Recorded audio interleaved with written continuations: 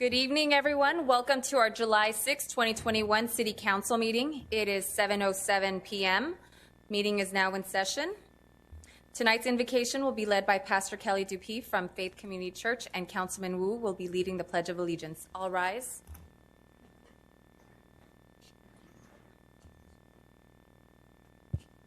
Let's pray.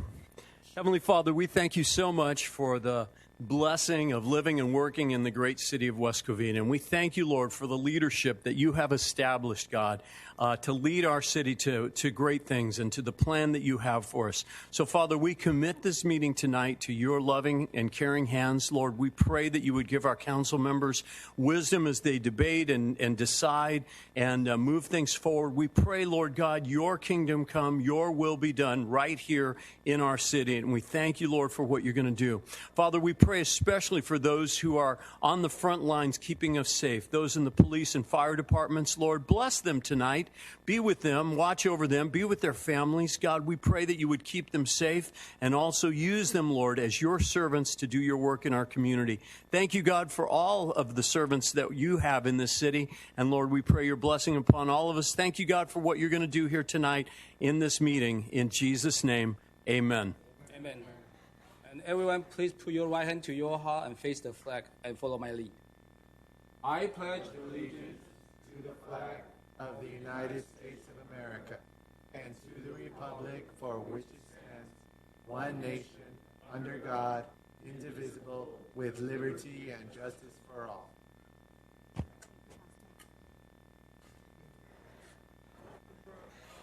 Assistant City Clerk, roll call, please. Good evening, Mayor. Councilmember Tabatabai. Present. Councilman Wu. Here. Councilwoman Diaz. Here. Mayor Pro Tem Castellanos. Here. Mayor Lopez Viado. Present. Audience, please. City Attorney, is there anything to be reported out of closed session? Nothing, Madam Mayor. Thank you. Okay, on to presentation.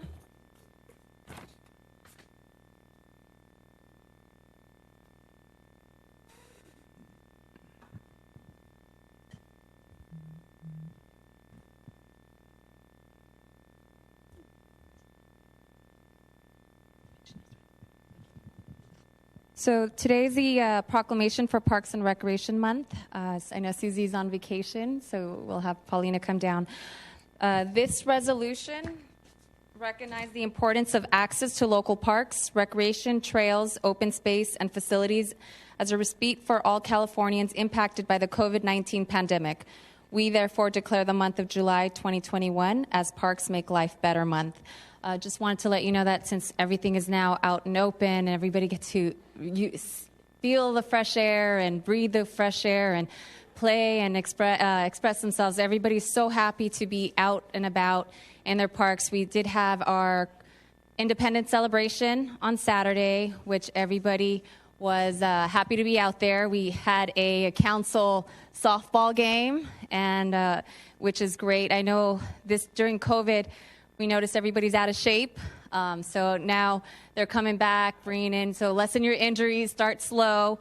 And during the Independence celebration, I know Councilman Wu offered $20 to anybody at the audience who knew how many parks we had in West Covina. So I know he's not offering $20 today, but I'm curious, if you didn't attend the Independence Day celebration and didn't hear the answer, does anybody here know how many parks we have? 15? Anybody else? Wow, that's actually the closest. We actually have 16 parks, so congratulations, good job. So we do have 16 parks. 16 parks, 16. And the biggest park that we have, anybody would know? Galster, no. Cameron, no. Shadow Oak is the second closest biggest one, but the biggest one is our new West Covina Sportsplex. So that is, I think, 27. Yes. So close. But yes. And so he did give another $20, and a young child won that. I saved the money. Thank you so much. So, yeah. So he donated $40 out for the Independence celebration. So we are just so happy to see everybody. For the Parks Make Life Better Month, promotes physical, emotional, mental health and wellness, supports the economic vitality of communities, creates memorable experiences, fosters social cohesiveness, supports human development, strengthens community identity, facilitates community problems and issue resolution, sustains and stewards our natural resource, supports safe, vibrant, attractive, progressive communities, versatile, and innovative. So by all means, utilize all the parks. You know, that includes our senior center, preschool, all the programming. We do have summer lunch or summer camp. So there's usage for all ages, all types.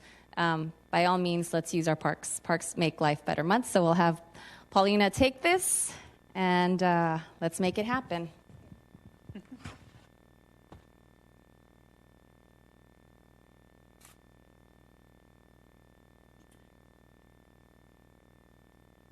Thank you. And thanks for participating. Now you know, 16 parks.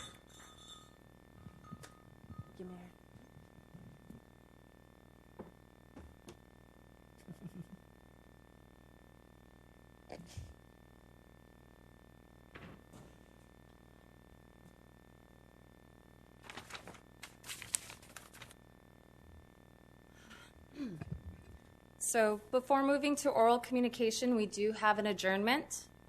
Sharon Holtz, beloved wife, mother, grandmother, and great-grandmother, passed away on June 22nd, 2021 in West Covina at the age of 81 with her loving family around her. Sharon was a wife of our former planning commissioner, Don Holtz. Sharon grew up in Chicago, where she would meet her husband and 3 lifelong best friends. June 4th, 1960, Sharon married the love of her life, Don Holtz, in a beautiful ceremony at St. Andrew's Church in Chicago. A couple of years after marriage, they moved to Southern California and were longtime residents of West Covina. They were blessed to welcome a daughter and son. She worked for the school district for 23 years, and with the last 15 years as the office manager at Cameron Elementary. Sharon loved to spend time gardening in her yard, and in her retirement years volunteered for organizations that helped others. Early on in retirement, she volunteered for the Meals on Wheels program. However, most of her time volunteering was dedicated to the Women's Auxiliary for the Intercommunity Hospital. Sharon was also a member of the Covina Women's Garden Club. She enjoyed playing tennis, dancing, and traveling. Above all, she loved spending time with her family and friends. Sharon is survived by her husband of 61 years, Don, children, grandchildren, and a great-granddaughter. So in memory of her, thank you. Okay, so we will now move to oral communication. If anyone would like to address the council, please fill out a yellow speaker card and submit it to the Assistant City Clerk. Assistant City Clerk, how many speakers do we have tonight? Mayor, we have 7 speakers tonight. Our first speaker is Ryan Serrano, followed by Bob Ryan, followed by Herman.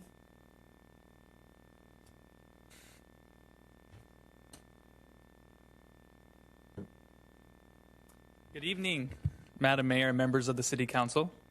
My name is Ryan Serrano, and I'm a field deputy with the Office of Los Angeles County Board Supervisor Chair and 1st District Supervisor Hilda L. Solis. I want to provide a brief statement on behalf of Supervisor Solis, as well as provide you with an update on some events taking place throughout the county. Statement from Supervisor Solis. I know we have longed for the day that we could finally gather with others. While the county has fully reopened, the pandemic is not yet over. In recent weeks, we have seen the Delta variant circulating heavily among unvaccinated individuals, which means that if you're not yet vaccinated, you are still at risk. Together, we can stop the spread of COVID-19, and it takes just one action. Get vaccinated. My office continues to host mobile vaccine clinics across the 1st District, and there are many other sites through the Department of Public Health with great incentives. To find a participating vaccination site near you, please visit vaccinatelacounty.com or call 833-540-0473. Residents who are homebound can also schedule an in-person vaccination appointment right at your front door. As always, if you have any questions, you can reach out to my office, and I hope you had a fun and safe 4th of July. I would also like to take a moment to share that this summer, Supervisor Solis has partnered with the Department of Arts and Culture and the Departments of Parks and Recreation for the Parks After Dark program. This program is available every Saturday night from 6:30 to 8:30 p.m. until August 7th. There are free summer concerts at parks across 1st District, including Rimgrove, Bassett, Allen J. Martin, San Angelo, Obregon, Salazar, Saybrook, Belvedere, City Terrace, and Valleydale. So come out and enjoy a relaxing night of community and music at the beautiful parks from LA County. Next, through efforts led by the Office of Supervisor Solis and in partnership with the YMCA Puente Valley and Hacienda La Puente Unified School District, the Y is offering free swimming sessions. Every Friday and Saturday from 1 p.m. to 4 p.m. until July 31st, residents can come out to Workman High School swimming pool. And lastly, I'd like to thank the city for inviting the office out to the Sportsplex 4th of July event.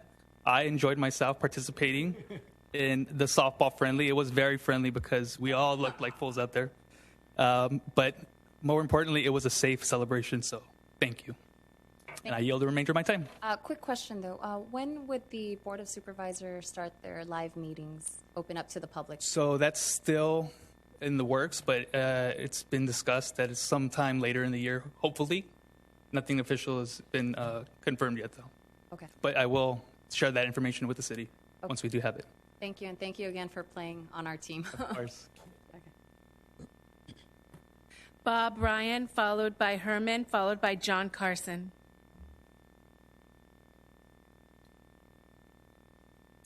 Hi there. Thank you so much for having me again. You're going to get tired of hearing me probably after a while here. And as I stated before, I am a real victim. John Carson's a real victim. I've met hundreds of other victims at this point. I don't understand why it has taken so long to bring this up to a vote, to vote for no confidence. We wanted to have Steve Cooley as a guest speaker the night that Sheriff Villanueva spoke. We were told no, because that would overload the side against Gascon. Well, now you're overloading the side against us by allowing him all this extra time to reply and give you some nonsense damn reply. I mean, the man's not going to change. Let's face it. He is what he is. He's not going to change no matter what. And I don't know if people are worried about their political careers or what is going on here, but we need to move on and get this onto a ballot. Not voting on this is a slap to my face and other real victims. Never have I met, and I have met a lot of victims, hundreds now, because I could speak into other cities. This is the only city I speak at. And I support the recall effort by getting signatures. Never have I once met a single victim that said to me, oh, golly gee, I sure would like to let that man go that brutally murdered my child. He's better now. That person doesn't exist. Gascon may have you convinced that there's somebody like that. There is nobody like that. That's a made-up thing by Gascon. You need to get that out of your mind. If this is how you want to live in fear, and you're going to be living in fear if we don't do something about this man. A couple days ago, a good friend of mine driving down Vincent Avenue, road rage. Guy pulls over, he's got a gun, and he threatens his life. My friend happens to know a couple of West Covina police. He calls them, and they say, well, what do you want us to do? Gascon's not going to press any charges. There's nothing going to happen about it, so what do you want us to do? Is that how you want to live your lives? Then that's up to you. Personally, I cannot live my life in fear, and I will fight hard to bring this city back the way that it used to be. I grew up here, as I said before. I went to Cameron, 7th, 8th grade, graduated West Covina High School. Whoa, 1967. I know that's a hell of a long time ago, but I did. And I just don't, here's an instance recently, a man, a convicted murderer, and the news is kind of hiding this, just got out of prison recently. Guess what he did? He went and killed his ex-girlfriend and a mother of 6. Now, was he rehabilitated? No. Those kind of people don't get rehabilitated. I'm sorry. A man that rapes and kills 2 6-year-old boys, and you have to let him out when he's 25? Guess what? He's going right back to do that same thing. Look for him some little boys when he gets out again. You all know my story. My son, there's a few people that might not. My son was murdered right here a couple miles from here. He was robbed. And his friend was there as a witness, so they brutally blew both of them away for the money. Then they carjacked a van, took the bodies to Victorville, dumped them in the dirt like common trash. We found them 8 days later laying in the dirt. This kind of stuff needs to stop. This gang is only 2.5 miles from here. They're in your city. They don't just stay in their little area over there. There's 3 prominent Mexican mafia gangs right down the street. And they have no fear now. The 17-year-olds are now being recruited to murder because they will be let out by the time they're 25. In the gang life, if you kill somebody, you've been elevated in the gang. So now you killed somebody, you're 17, you get out when you're 25, and guess what? You might be the leader of that gang. These are Mexican mafia gangs with direct ties to the cartel. And they now have no fear because there are no consequences in Los Angeles County. We have to have consequences. When you raise your children have to have consequences. They can't come up to you and kick you and spit on you and throw their food at you. Well, if they do, you're going to have a pretty rough household. I can tell you that. But like I say, there's no victims like that. And if you guys want to live your life like that, I can't do anything about that. But Gascon is not going to change. He's just not going to change no matter what we do. And I don't know what his reply was. I know you sent a letter, but I doubt if his reply was, oh, golly gee, you guys were right. So I think I'll change some of my things. I'm 99.999% sure Gascon did not tell you that. So and we need to vote this no confidence. Plenty of other cities are doing, and according to Steve Cooley, a whole bunch are on board to come immediately, right after this holiday, right, maybe in the next week. So we need to do that and make LA County safer for you, your children, and your grandchildren. So please put it on the vote and let's vote on it. Okay. Thank you. Thank you. I have more, but I know, now time. I think. Herman, followed by John Carson, followed by Mike Greenspan.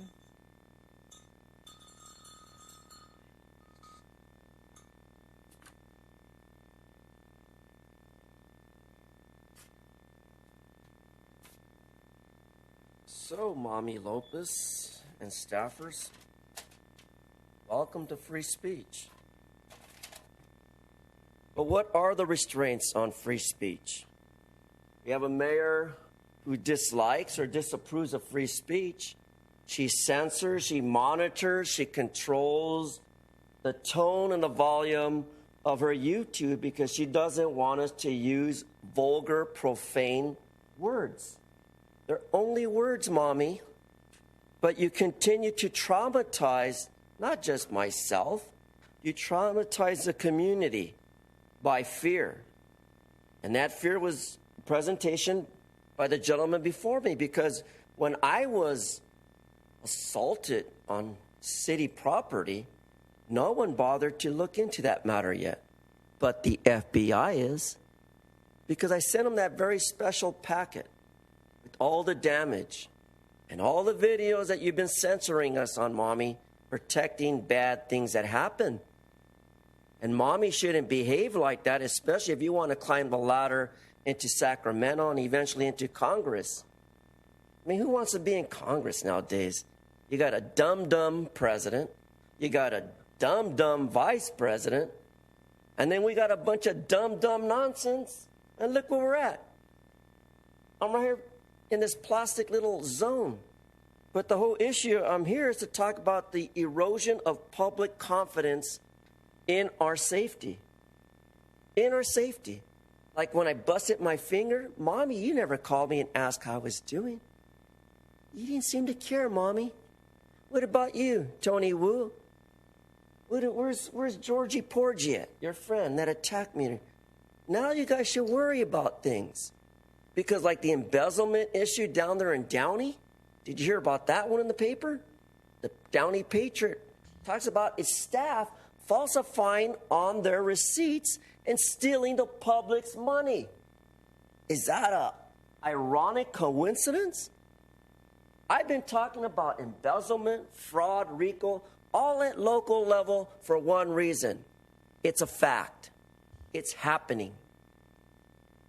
And the people of West Covina keep complaining that they're stealing, fraudulent receipts, money shortage, we're in a ceiling deficit, and no one seems to care or have an answer for it.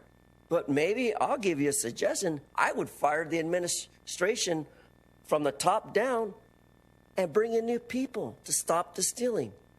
But better. Let the FBI decide when they pull your records, do all the reports on your texting and your phone calls and the monitors on your cars, and they figure you out. Then you can say to me, F you, right? But you're wrong. Mr. Huizar, Jose Luis Huizar from the city of Los Angeles, he tried that with me. Now I get to tell him, toma way. I'll see you in 2022 when you're behind bars. And what about that little dibble dwarf, Mitchell Englander, who was running against Miss Barf, Catherine Barf? And what did he try to do? The same thing to me. Incriminate me, falsify that I had a weapon, I was in City Hall. Such a bunch of bullshit. What an idiot. What an idiot. And the moron thought he can get away with it? And what happens now? He's over there in Arizona, roasting his nuts, sitting behind bars, looking at the air, just stagnant. And then I came across this issue right here, Mommy. Justice upholds students' right to free speech. Look at that, everybody. A young cheerleader defends our right of free speech by going like this. Why is that? Why do we have to have a young cheerleader represent us for more free speech? 8-1 decision, and guess what? She wins. And who else wins? We the people. We are the voice of our cities. We are the voice of our community. We are the voice of good and bad decisions in our city. Not our elected officials who behind closed doors and in privacy steal from our fucking pockets. See, Mommy's already getting upset. For all I know, she probably already pushed her censor button. And by the way, Mommy, look, I even brought you some more entertainment for you to read. Because in my last 10 seconds, it just says, God hates fags, you're going to hell. God hates you. So keep in touch. We're not done with these rules of decorum and enforcement which violate First Amendment. Time. Because they Thank contain you. provisions which constitute. Time. Thank you. Thank you. Over there. Oh? You turn it there. Oh. Thank you.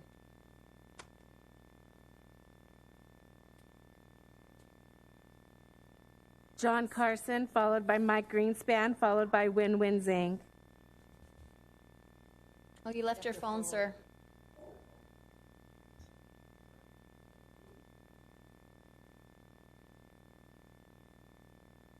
Hey, look.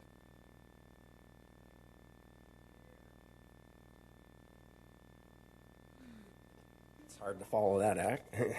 Good job here. Okay, good evening, Madam Mayor, Council. My name is John Carson. Once again, I'm asking our council to vote no confidence against George Gascon. Both myself and Dave Williams brought this up 2 months ago. I have been involved in the recall petition for a while now, and residents are wanting to know what our city's plan is to reduce crime and keep our streets safe. A vote of no confidence would be a good start. We had multiple people sign the recall petition that work for George Gascon. Also, a lot of law enforcement. We are seeing people who voted for Gascon also signing the petition. They realize how dangerous his policies are.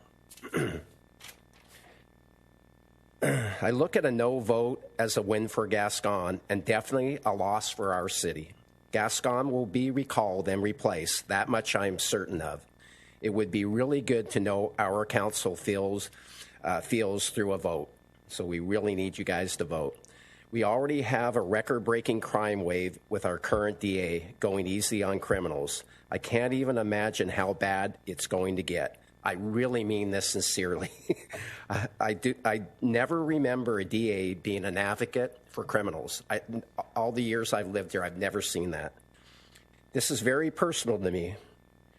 There's nothing more personally than burying your child to murder and a DA mocking murder victims' families.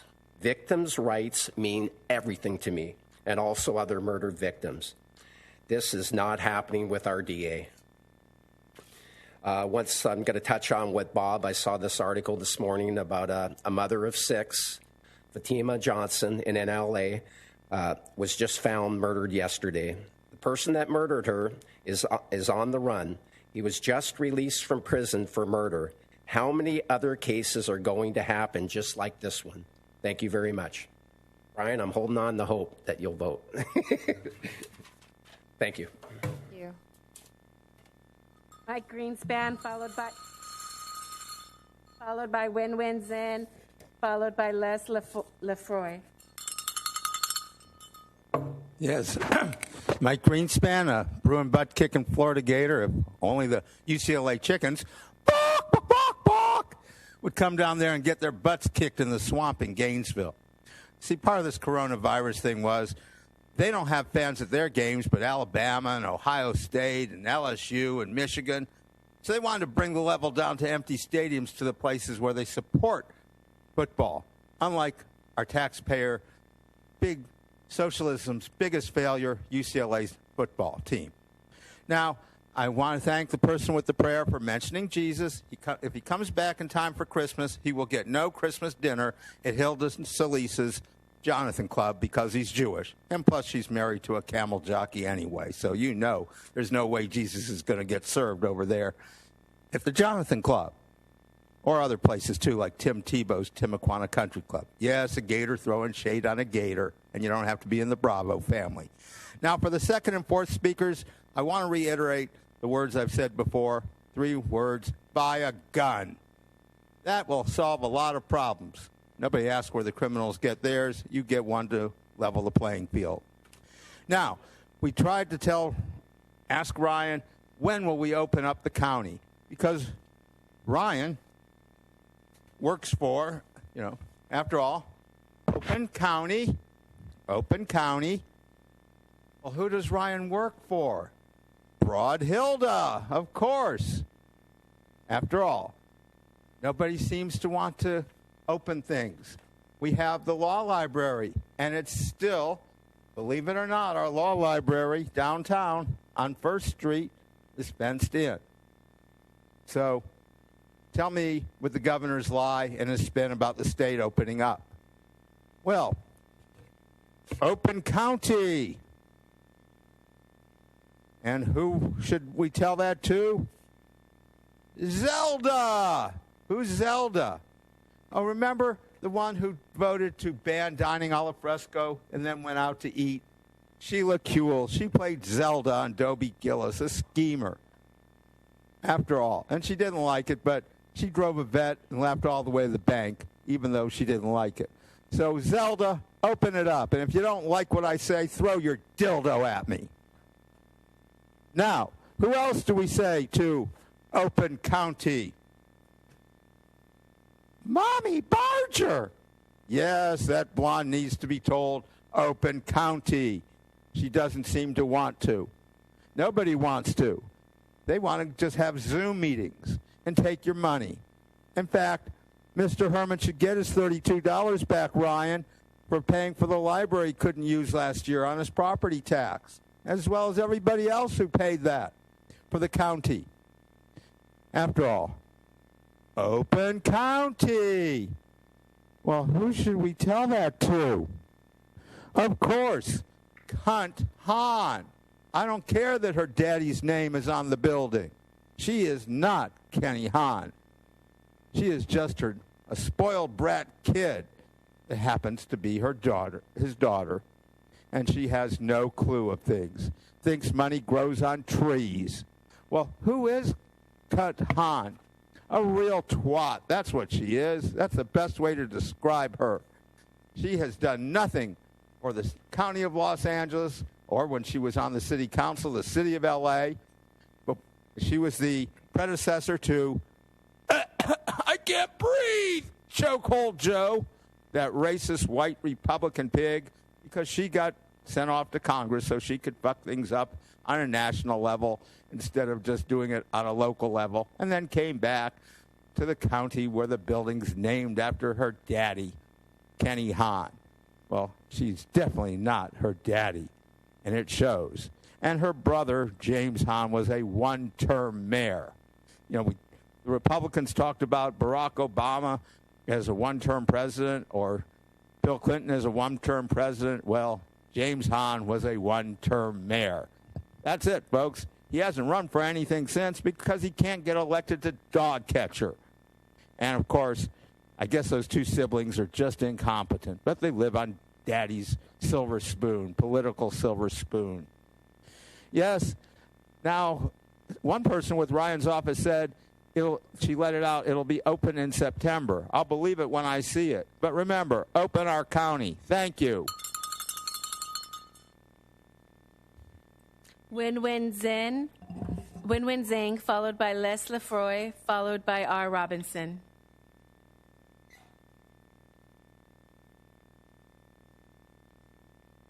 Hi.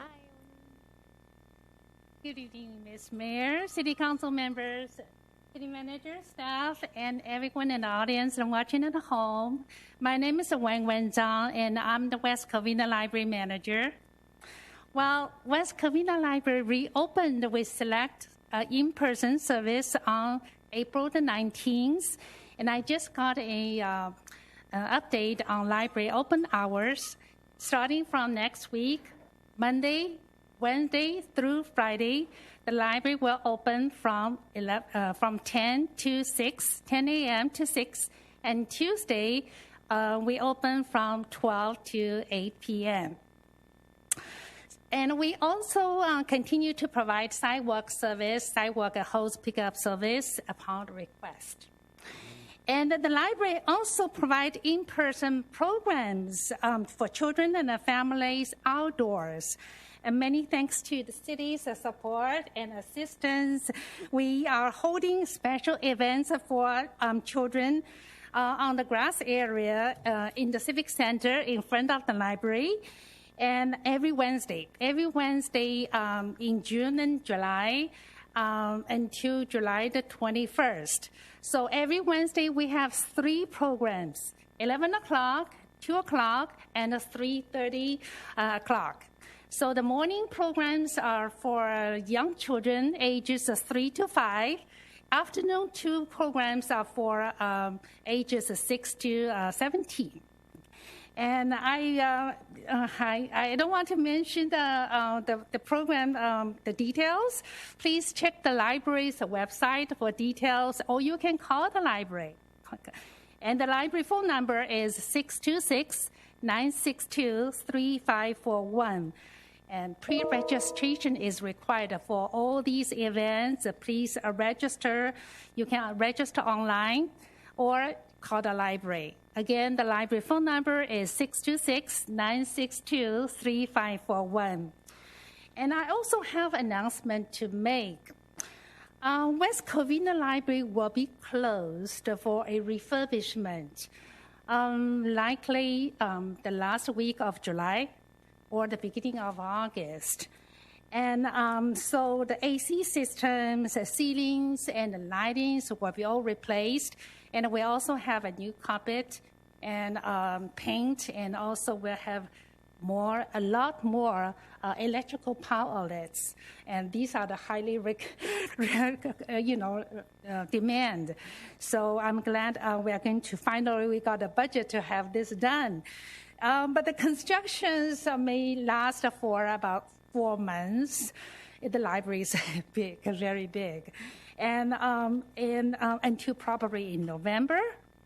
And during the library closure, we will continue to provide a sidewalk service in front of the library outside. And I will keep you posted with any updates. Thank you. So currently, the residents can utilize and stay inside the library? Correct. And there's no space limit of how many people? There's still required wearing a mask. Okay. Yes, for now. But I meant limited, yes. How many people can be inside?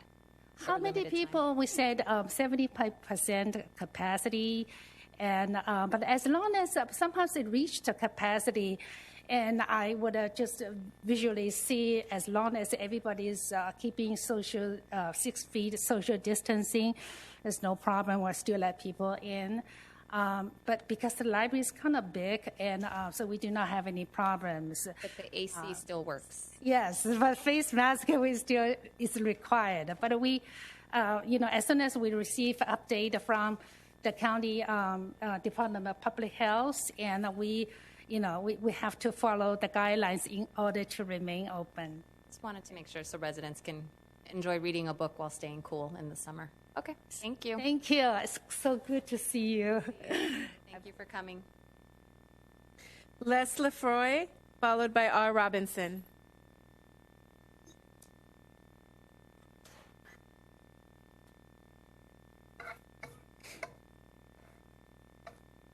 Good evening, Madam Mayor, members of the council.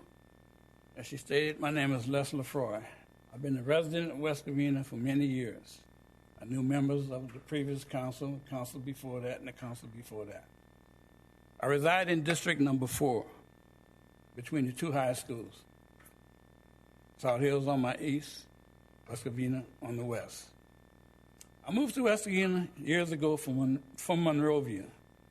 I moved because my two older sons were beginning high school at Bishop Amat. The kids in the Arcadia, Monrovia, Duarte area, they had to ride a bus to get to and from Amat. So if you were involved in any extracurricular activities, they could not meet the bus schedule. Thus, I moved to West Covina so they could be closer to schools. As freshmen, they weren't driving at that time, so I moved closer. I've been a member of the West Covina Senior Softball Group since 2005. Over the years, I dealt with Michelle, Recreation, Chris Freeland, Nicole, and now Mike Crescent. Mike has been very accommodating, and we appreciate his help very much. Former city manager, Chris, he was my guy, and I don't care who knows it. He always gave me an answer to any question. May not be what I wanted to hear, but he gave me an answer nonetheless. I have no knowledge of what occurred between Chris and the city, so I won't even comment on that. But maybe something occurred, maybe something not. Here's why I'm here. I submitted a letter by way of the city clerk to both the mayor and my council person, Dario, here. I've received no reply, nothing, not a single word. I'm a taxpayer, a homeowner, and I'm also a veteran.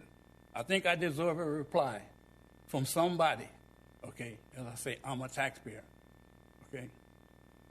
The restrooms at Cameron Park are in much need of repair. Maybe a part of that federal money can go towards repairing those restrooms. Like I say, that's been since 2005. Nothing has been done to improve those restrooms. We as a group, we clean up the restrooms in the park every Monday and Friday. I go into the latest restroom because we have one free female that play with us. And occasionally, some of the guys' wives will come, so they may have to use the restroom. So we clean that. Not only that, we clean up around the park. There's some homeless people there that we deal with. Okay, not me personally, but we have a couple fellas that go down early to get our equipment out, drag the field. They got to deal with the homeless. They're sleeping in front of the bins and also on top of the bin. There's homeless people that we have to deal with, okay? The idea of dividing the city into groups or districts was so that we'd have a representative. If I contact my representative, he doesn't reply, what good is dividing the city into districts? It makes no sense. If I can't even get a reply, I'm the taxpayer. I think I deserve a reply, okay? Now let us deal with decorum at these meetings. I have some knowledge of decorum, okay? I don't know it all, but I do have some knowledge. I was a representative for the National Association of Postal Supervisors. I represented from Glendale, Pasadena, Arcadia, Monrovia, Duarte. I know a little bit about decorum and how they should be applied. This is from your decorum. Section 2.48 of the city decorum states that any person addressing the city council shall give his or her name and city of residence. I see people come up here, they call their name. You may know where they're from, but I don't know where they're from. The people at home don't know where they're from. How come this is not being enforced? Section 2.50 states that no speaker should repetitiously address the same subject.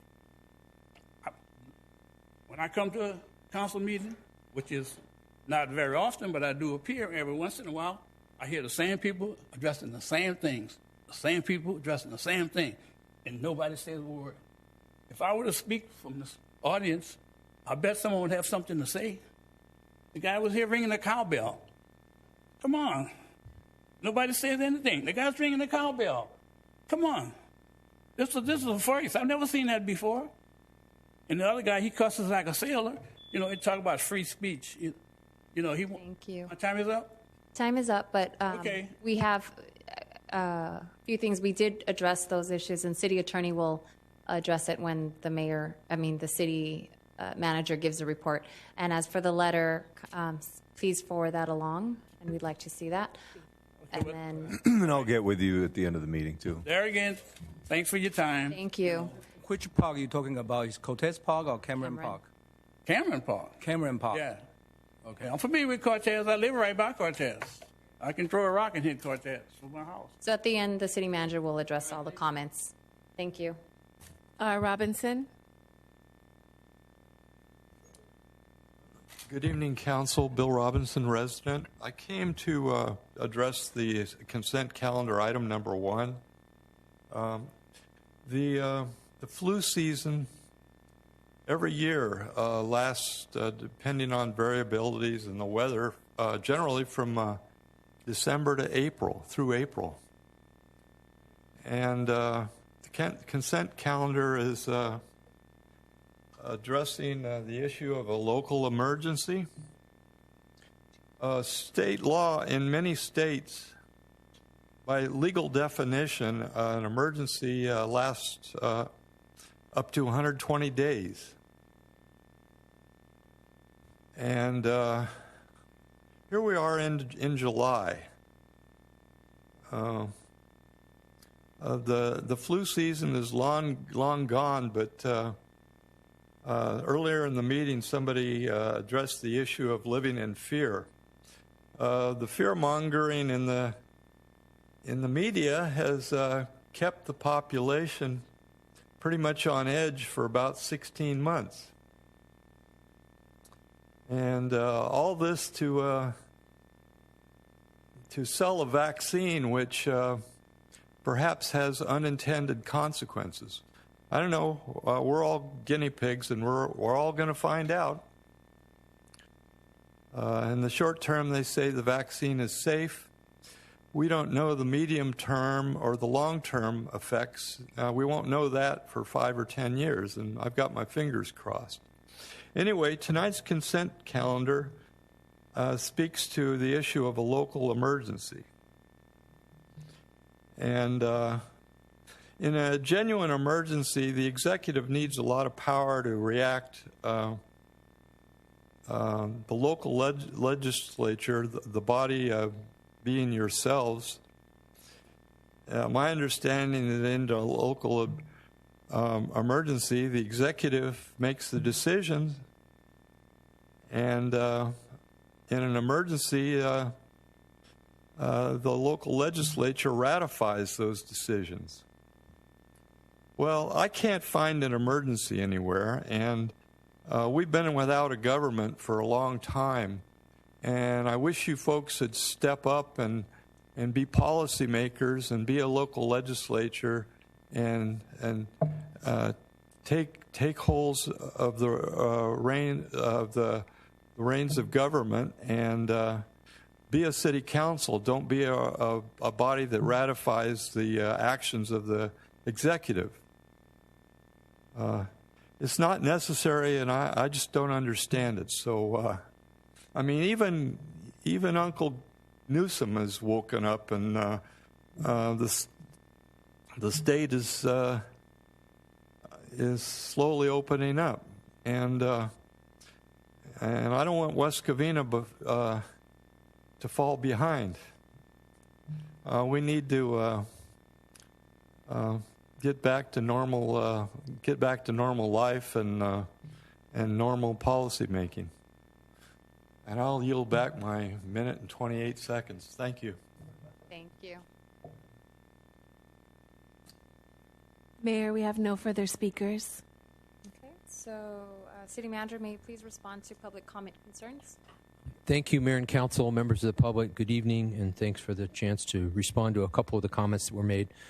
Many of our speakers expressed opinions tonight. I don't think they were asking for any clarification from the city manager, but I'd like to address those that were asking for information. Especially, I'd like to thank our library director for being here, that we might be able to continue to coordinate with them on their events. We'll try and update our information on the website and broadcast through our city social media. Those programs, glad to see them reopening. Mr. Freud talked about the conditions at the Cameron Park restroom. That restroom is not to his standards or ours, and I will respond to him tomorrow as to what steps are needed. I've been in conversation with our public works director. I think that restroom needs some immediate attention and also needs to be replaced. So I'll respond to him tomorrow. And one, you may. The Cameron Park, that's in the District 3. Okay, Cortez Park in the District 4.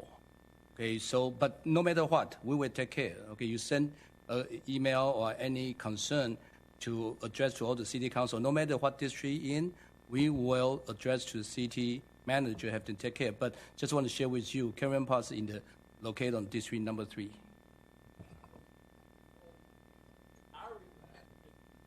Okay, got it. Thank you. Thank you, sir. Well, and to repeat, I will respond to our resident directly tomorrow. The restroom is not to standard, and I will be in conversation with him about that. And the last speaker addressed the state of local emergency, which is something that most of the cities in California have continued to enact. It enables us to respond immediately to crises unforeseen as they arise as we continue to battle the COVID pandemic, and it also enables us to remain eligible to receive state and federal grants in aid. I think that's all I have this evening. I will ask the city attorney to speak to the rules of decorum, if I may. Thank you, Madam Mayor. Speakers are not required to give their name and number. It's helpful to the city clerk. It's helpful to city council to know where they live, but we cannot require them to give their name and their address. I understand it's in our ordinance, and it's helpful for everyone to do that. Secondly, if an individual continually disrupts the meeting, the presiding officer, the mayor, has the authority to request a sergeant-at-arms to have that individual removed. And thirdly, they can speak on anything within the city's jurisdiction, and courts have sided with individual speakers with the use of profanity. And I just wanted to know, I know everybody knows exactly where I stand, as some speakers have noted that I do turn off the YouTube mic. I know by law, because as lawsuits come to the cities, and we have received, that they have their freedom to speak, which I sometimes disagree with certain things, but they have their 5 minutes to speak. They have their right to speak, and actually I believe we have our right to listen or not, but at least they're speaking to the council. So it is by law to allow them to speak to us. Granted, here I have that power to control, but many people know that I don't approve of those things, and that they have their 5 minutes. And would you like to say something else? Why is the consequence? Because last year, when I was the mayor, when they were over here, we just have a hard time for them to curse and this, and they're getting become very extreme. And I understand they're protected by the freedom of speech, but I don't know how much we can endure on this kind of behavior.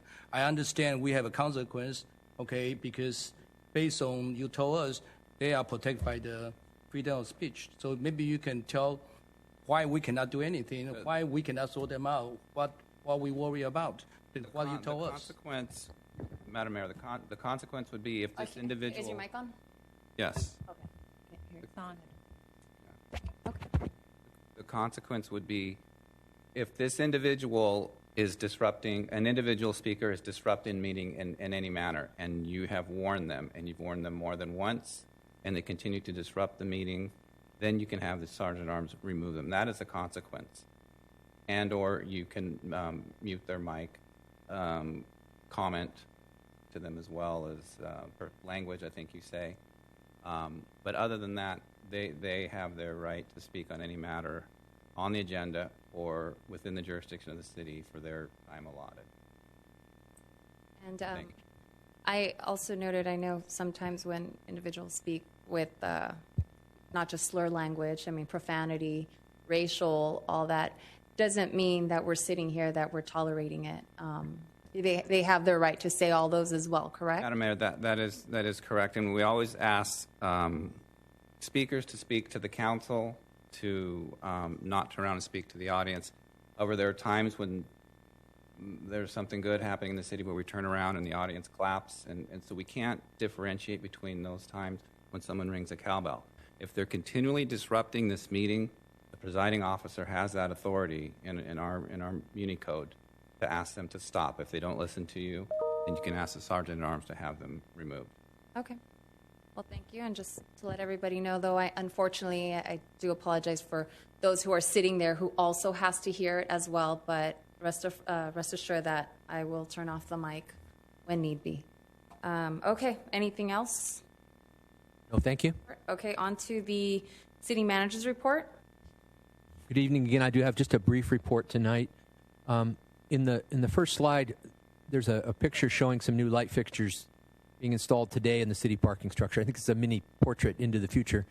Our city's energy projects are now underway. We think in total it'll take about 12 months to complete. We've got about $3.2 million worth of energy projects and about $3.3 million worth of solar projects. It's being phased. The first to go is the light fixtures. You get most of the energy savings out of that. We're going to then move into the measures, the cool roofs, and the HVAC systems, and the other things that will save significant energy. And then we'll finish with the controls on the energy project side. The solar project is also moving toward construction. We're going to cover the roof deck of City Hall and the city parking structure and several of our city parks, which will be energy generating. And this is just maybe a little way too exciting for me, but I wanted to share that things are actually happening today. So this is out of 7,500 light fixtures, one down and 7,499 to go. This next slide is just a mention that our legislation carried by our state senator, Susan Rubio, has been signed by the governor. I wanted to quote from the mayor in this press release. In a time of real need, our city is being helped in a critical way as we enhance our delivery of services. We leverage available resources to modernize our field services and introduce greater efficiencies into our ongoing city operations. It will enable us to use money which is now in fund balance as we bring to council projects. You can now spend them on a broader range of eligible activities. And so we're grateful to our legislative team, Team Rubio's, for making this happen in Sacramento. Just wanted to mention that we were named number 2 on a list of the 15 most ambitious U.S. cities in terms of being business friendly. We've got an impressive number of business applications, and business owners are offered tons of attractions.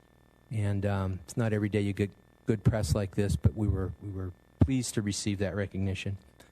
In the next slide, we're demonstrating the schedule for our summer concert series, Saturdays in July, and we really encourage people to come out and enjoy together communally live music provided by the city.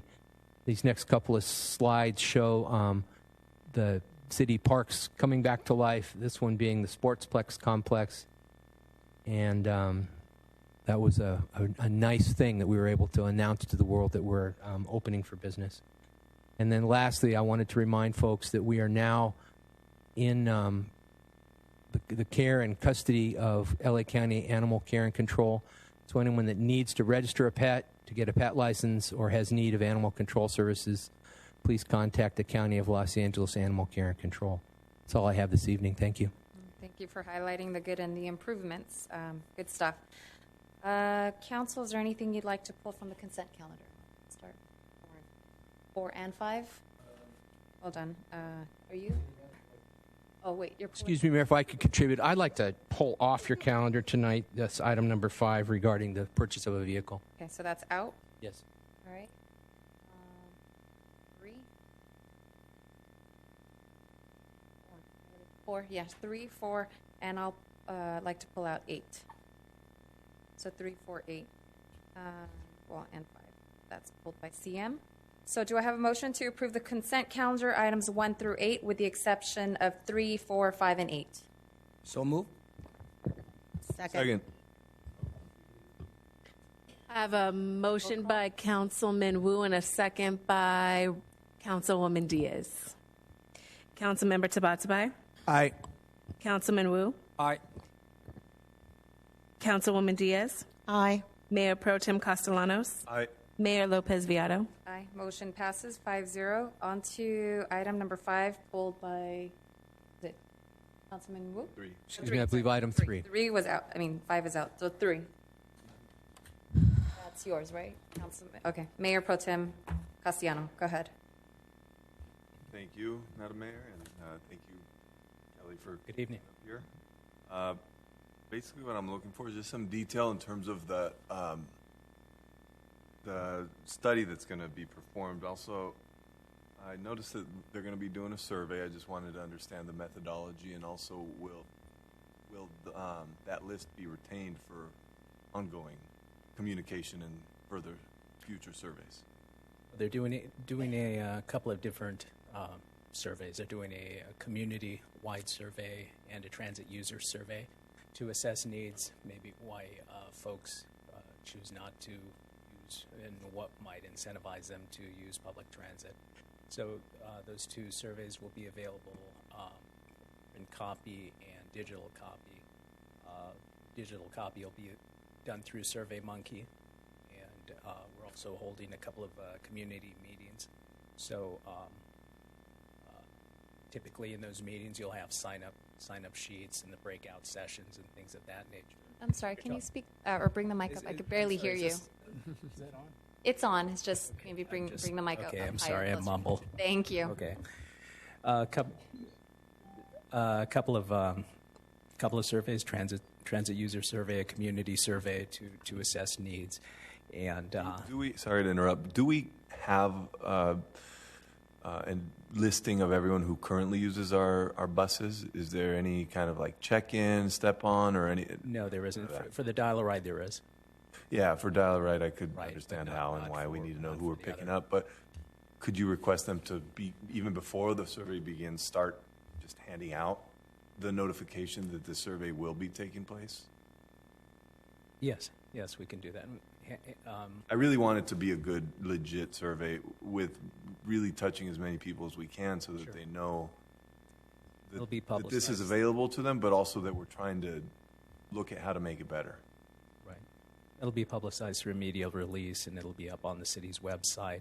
We'll collect the information to the extent we can, and that people will divulge that. We'll make opportunities for the contact information to be on the surveys, and as well as SurveyMonkey. In some cases, people are reluctant to give that information, but we would certainly retain that information as our data. And do we have any kind of list from our residents who frequent or used to frequent the senior center before the pandemic? You know if we have that? Yes. Okay. Who participate in the meal program? They sign up. There's an intake process that's done on an annual basis. So yes. High priority group to include. Right. And any other lists we have, and anyone we could, and let's also do outreach to our high schools, West Covina High School, Edgewood, anyone who is around any of our bus routes. Thank you. Just what Councilman or Mayor Pro Tem Castellanos was saying, if we could also do outreach to the school districts, so that way they can either provide the information that we really are attempting to see who's using our transit, and also we can get a better data. I think that would be important to outreach to them. My thing is, can you make sure or just go back to the council? I know we've had 2 discussions on the transit. The very first one, I know I've asked tons of questions if they could replay all that to make sure all those grounds are covered in regards to the transit. I know all of us had input on the first and the second when we had to meet with MV Transit. The second one is, I know at times a lot of people don't like to do the surveys.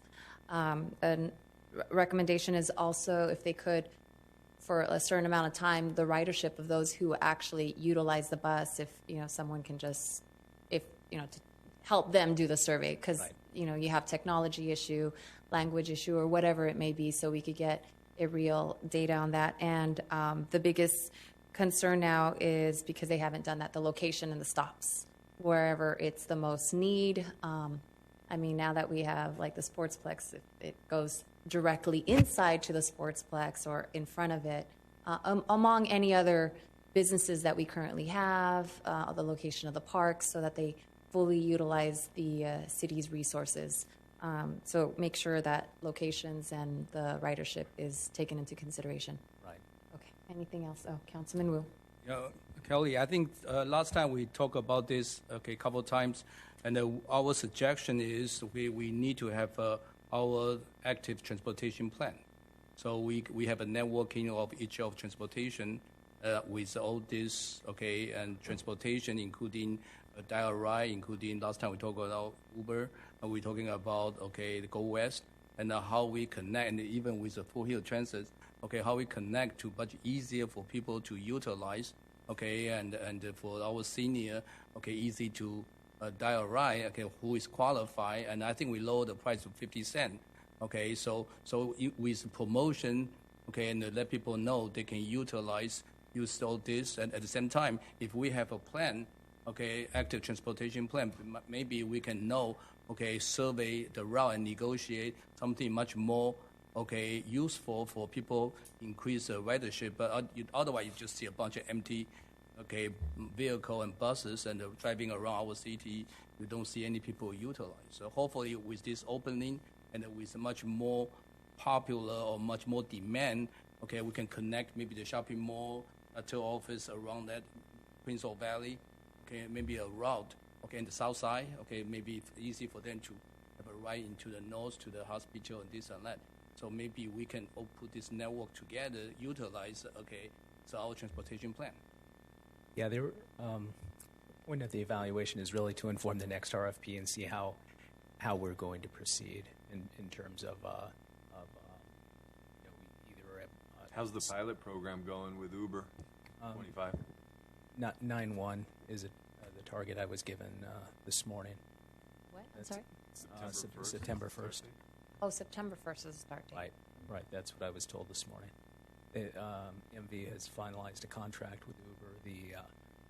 The timeline is kind of Uber's call, really. So can we have a timeline when we can get the report from the action plan or active transportation plan, the networking? Did you have a timeline for us to review it? For this evaluation? We're targeting December. December? Targeting December, yes. That long? Okay, so that's only, we're talking about another. That's on the short end, really. Short end? Yes, of these, based on my initial research. And so December we should have some plan. Come out and we based on that to sign the contract, et cetera, right? Oh, for the next RFP, will next RFP be likely released in to hit the March date. The contractor, part of the proposal, they'll be making a couple of presentations to the council during the course of the process. I understand, but we need to have a plan about how our city connect to each other. Right. And then we can, based on that plan, based on that plan to provide the service, right? Right. Okay, thank you. I would even say add this too. Since we have a partnership with Uber, I think we could request from them, if they'll give it to us, which I don't see why they wouldn't, just data on West Covina trips, started and completed, maybe 1, 2, 3 miles past our perimeter. I think that'd be a good idea to ask them. I'm sure they've got that data or could extrapolate.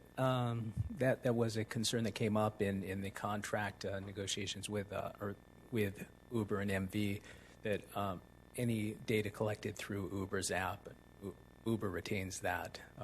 We're able to keep in the other stuff that we get onto their system comes through, or the concierge that MV will be operating. They can't hear you. The audience can't hear you. If you can speak. And then we have the background over there. If you could speak louder or come closer to the mic, please. I'm sorry. Okay. Where were we? The data collected by Uber through the app would be retained by Uber. Of course, it's their property, it's their intellectual property, but that doesn't change the fact that we have the total right and ability to ask a simple question.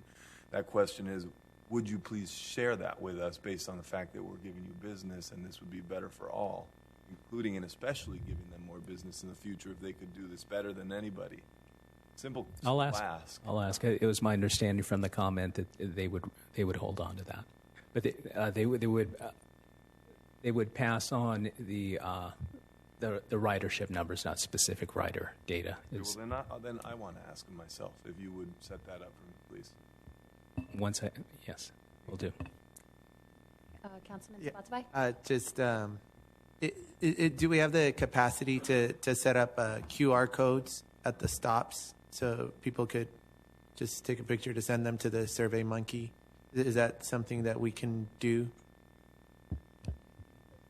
To set up QR codes, yeah, that wouldn't be a problem. But QR codes to do what? To access the survey from at the stop? So you're at the stop and it says, please take our ridership survey, Mhm. just with their phone. Great idea. I That's think a perfect we should do idea. that.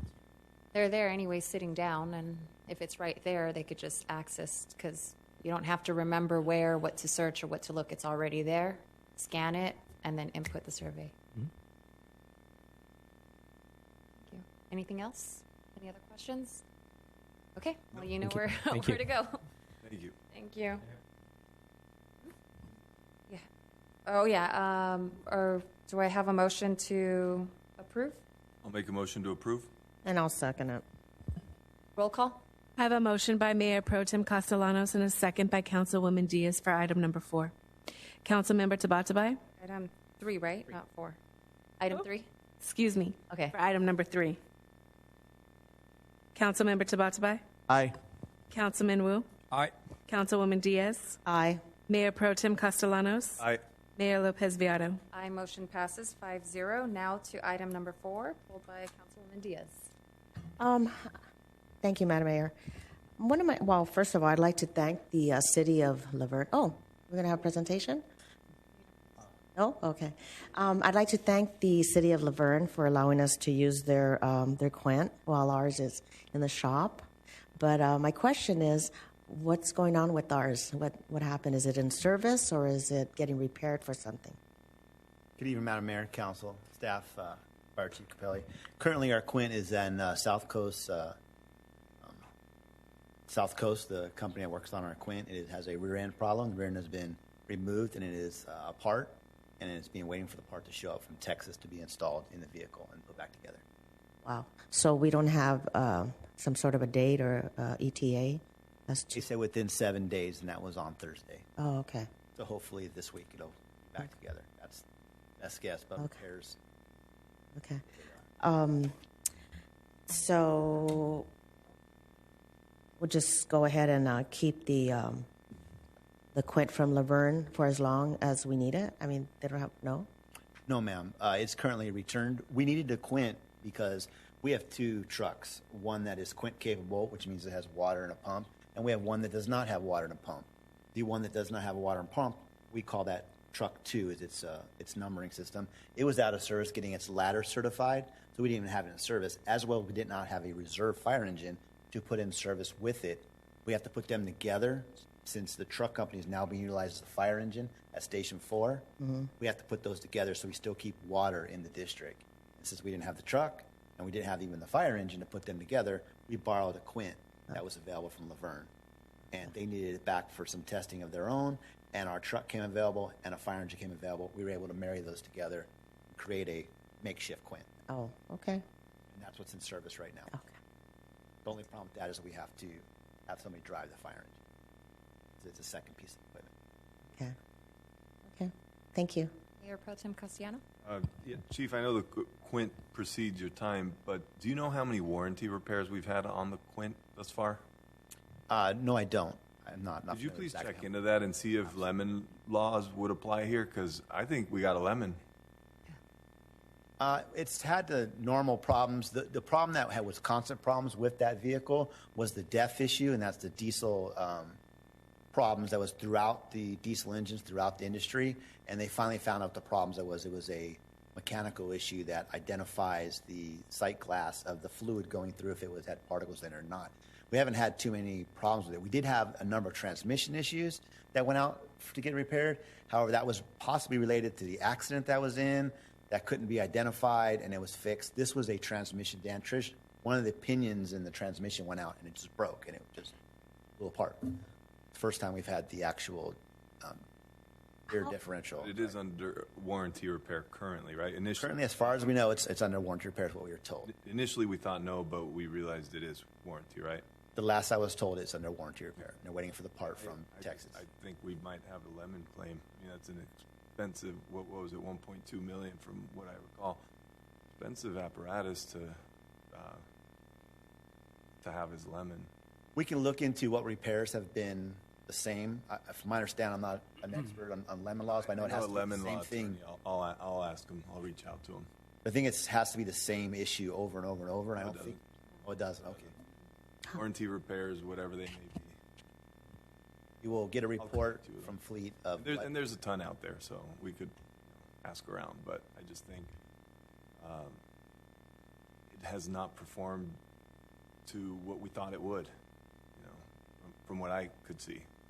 One thing I can say about the Quint, we weren't utilizing we bought kind of an extended warranty on it when we purchased it, and we weren't at some time more than 18 months, 2 years ago, utilizing that warranty, and we were paying for repairs for things that didn't need to be done. And then we realized. Hold on. You're saying that the city paid for it, not under the warranty? Yeah, they didn't know that was under warranty. And you can't get a reimbursement for that? Can you look into that? No, we asked, and they said it was something you guys asked us to do. When does their warranty expire, and how often does the Quint go down for repairs? It hasn't been down since the accident's only been down a couple of times. Every 90 days it has to go out of service for required DOT certification. Ladder has to be done every year. There's certain things that have to be done regularly. So it goes out of service, but it hasn't been excessive. It was when it had the accident. It was gone for a while. So. But the warranty, when does it expire? 5 years when we purchased it, and I believe it's 2017. You purchased in 2017? I believe it's June of 2017 when it was purchased. Go ahead, Councilman Wu. Yeah, I remember in 2016, the city council, including myself, we approved to purchase the Quint because at that time the city manager and at that time the fire chief said we need the Quint. And then in 2017, when this brand new Quint and park outside of City Hall, and we all show up to have pictures, and we even sit inside, play the horn like a little kid because we're so proud to have that beautiful machine. But I know that after that we have this Quint from time to time in the shop. So we want to understand is that continue will happen with transmission issue, with all these issues. This is a new truck. This is 2017, so we need 3-4 years only. So it's a fairly new machine, vehicle for us to use. So maybe we can check with, and manufacturers about the manufacturer warranty, and like you say, previously we went to the shop and they still charge us. We shouldn't pay them at all, because it should be under warranty, especially it's their manufacturer defect. So do we have any claim back to the manufacturer? We pay, I forgot, we still pay the installment. And we pay $1.3 million, something around there. Sorry, did you ask if we still pay installments? Yeah, we paid off. We owe the vehicle already. free and clear. We pay off 3 years? I believe it was paid off. It was before my time. I think we 20. paid it off right away, if I remember correctly. No, I think we pay installment. We don't have the money, so we pay installment. That's what I can get that answer for you. Yeah, so we'll see. So maybe we should know, do we still owe any money to the installment, and plus what kind of warranty we have. So in the future, we need them to fix the thing because we purchased a brand new Quint. One thing we should understand is that a truck company is a very specialized equipment. Like if you had an urban search and rescue equipment, a hazard materials vehicle, a heavy rescue tow vehicle, a truck company is a very specialized equipment. It's very heavy, has the big ladder on top, has a lot of things going on. We currently are utilizing it as a fire engine, so it's getting used way more than it's intended to be used because we're using it as a fire engine instead of a fire truck. Fire truck is utilized in the city. It's supposed to handle our whole city. And when the city has a fire, somebody is trapped, or a rescue is needed, we're using it on every single call that happens in Station 4's district. And Station 4 has a lot of medical aids there, has a lot of fires, a lot of stuff going on there. It goes on calls all day long. So it's being used more than it normally is intended to as a truck company, and what the specialized equipment is intended. So why Laverne doesn't use their queen? So why they've, and brought out this queen? Why they don't use it? That's their deployment model. So they utilize aren't using a truck company. So they're using a truck, and they replace the queen, right? Because it's just like you say, queen have been overused and maybe, broken down, like you just stated. So is that the reason Laverne don't use their queen? I apologize. I couldn't tell you why Laverne. I just know they identified with their deployment model. They don't have queen coming that's manned every day, that is in service every day as a resource. So Laverne changed their deployment model? Yes, that's correct. I believe. I don't know exactly what they did. I do know they shut down the resource of a truck company and don't utilize it. I'd like to get that information of what deployment model that they're utilizing. So if you can, or you can put in that request because I'm curious to know what deployment model that is and when did they convert to that. Any other questions? No other questions? So we should get a queen back this week, right? I'm hoping. I mean, it's repairs. We've all been to the service shop, and they promised you tomorrow. I mean, we were promised 2 ambulances today, and neither one of them showed up. At least in very near future. But a week or two. Yes. It doesn't appear it's going to be a long, drawn-out issue. Okay, but this agreement is to utilize Laverne's Quint, correct? So this current agreement is actually, we're getting approved retro or after. It's already closed and done. We are looking at putting in a mutual agreement in case they need something that lasts a year, and then the chiefs can discuss, hey, I need it for 3 days, I need it for 10 days, when we have mutual things we need. Not just the Quint, any other resource that we need to share, ambulances or something like that. Currently, right now, I believe Laverne is sharing an ambulance to Torrance. There's other departments. It's a very common thing in our region that we share equipment on a regular basis because we all cannot have every single equipment ready to go at all times. But you said we returned the Quint to Laverne already, correct? It went back last Friday. So right now we have no Quint until ours is returned. We have made a makeshift Quint. We have a fire truck, which is the Quint is a fire truck, and we have a fire truck with no water and no pump with a fire engine that follows it right now. So if that rig gets on scene and needs to pump water, that fire engine will be the portion that the Quint would do. Quint being 5 things: a fire engine, it has a pump, water, and hose. A truck has ladders and elevated platform. Put those together, you now have a Quint. Okay, thank you. Any other questions? Do I have a motion?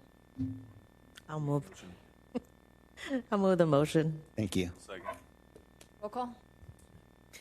I have a motion by Councilwoman Diaz and a second by Mayor Pro Tem Castellanos for item number 4. Councilmember Tabatabai? Aye. Councilman Wu? Aye. Councilwoman Diaz? Aye. Mayor Pro Tem Castellanos? Aye. Mayor Lopez Viado? Aye. Motion passes 5-0. On to item number 8, which I just had a quick few questions. Who will be answering this question? We've invited our finance director who's approaching to answer questions. Okay. I know this is in regards to the fuel, which obviously gas prices have gone up. I just wanted to just double check, but I don't know if you would know, or maybe Councilman Wu might know. Why was the fuel system at our city yard removed? I know this is before your time, but correct. does anyone? I don't know the answer to that. I suspect that the answer was they thought they could save money by going to the gas cards rather than having our own tanks. I don't know if there were problems with the tanks. Okay. I've personally seen, especially right here on Merced, I've seen the fire trucks, the police cars, and just recently the mobile command posts fuel up at the gas station.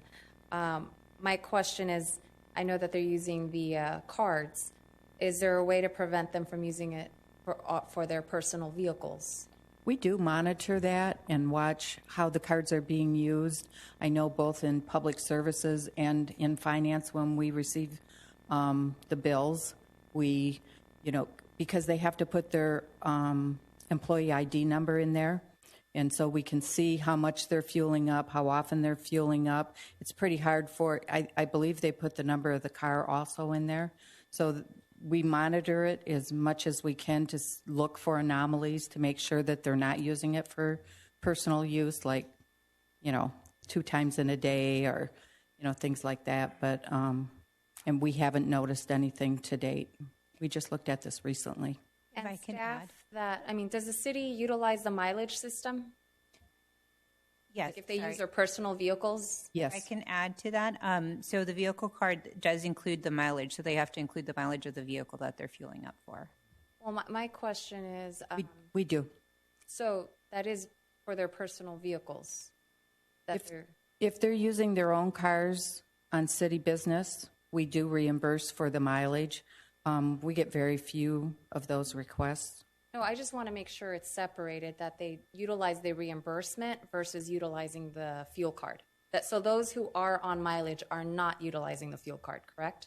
Correct. Okay, I just wanted to make sure that was clear. And then, well, if they're being monitored, I know at work, the vehicles, but they are on city yard, on the gas tank actually has like a little sensor that the gas won't fuel unless that sensor, it's automatic. So if that's something that they can consider as well to make sure that everything is, but I know they utilize private, so any gas station that they can just go and gas up, right? Correct. I just want to make sure that they're... I believe it's a list, but I'm not sure who's on that list, of the gas stations. They take them at certain gas stations. And are they making sure that they're gassing in West Covina? Because I know the city gets taxed, so we want to make sure they gas up at West Covina. I believe so, yeah. Okay, can you make sure that it's all gassed at in our own city? No, I think that was, I just needed that clarification that personal vehicles are not being gassed. It's only city vehicles, and that they're making sure that they're tracking. And I think that ends my question. Anybody else have questions? Councilman Wu. But how many gas cars we have? We give out to the staff. So what? Police, fires, and then most of them are using the truck. It's a diesel. So the fire and the police, I believe, are kept in the cars because they're driven by different individuals, and that's when they need to put their employee number in. There's different employees that are authorized, but because they're, those vehicles are being driven by different individuals, they're kept in the cars. I don't know how many we have off the top of my head. So can you find out? So because we have how many patrol car? We have how many patrol car we have? A lot. 15, 20, 30, 40. Okay, so all those vehicles need to fill out the gas, right? So meaning we should have a gas card, for how many people, who's in charge, to fill it out. It's like all the police officer or all the firemen, they all have a gas card, or what is the system, to have. Well, here we are not trying to nitpicking. We just want to understand.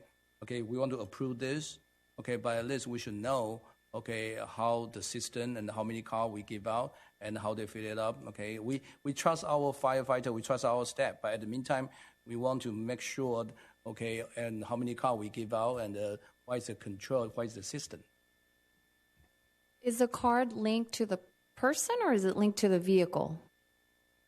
To the vehicle. It's all to all the vehicle?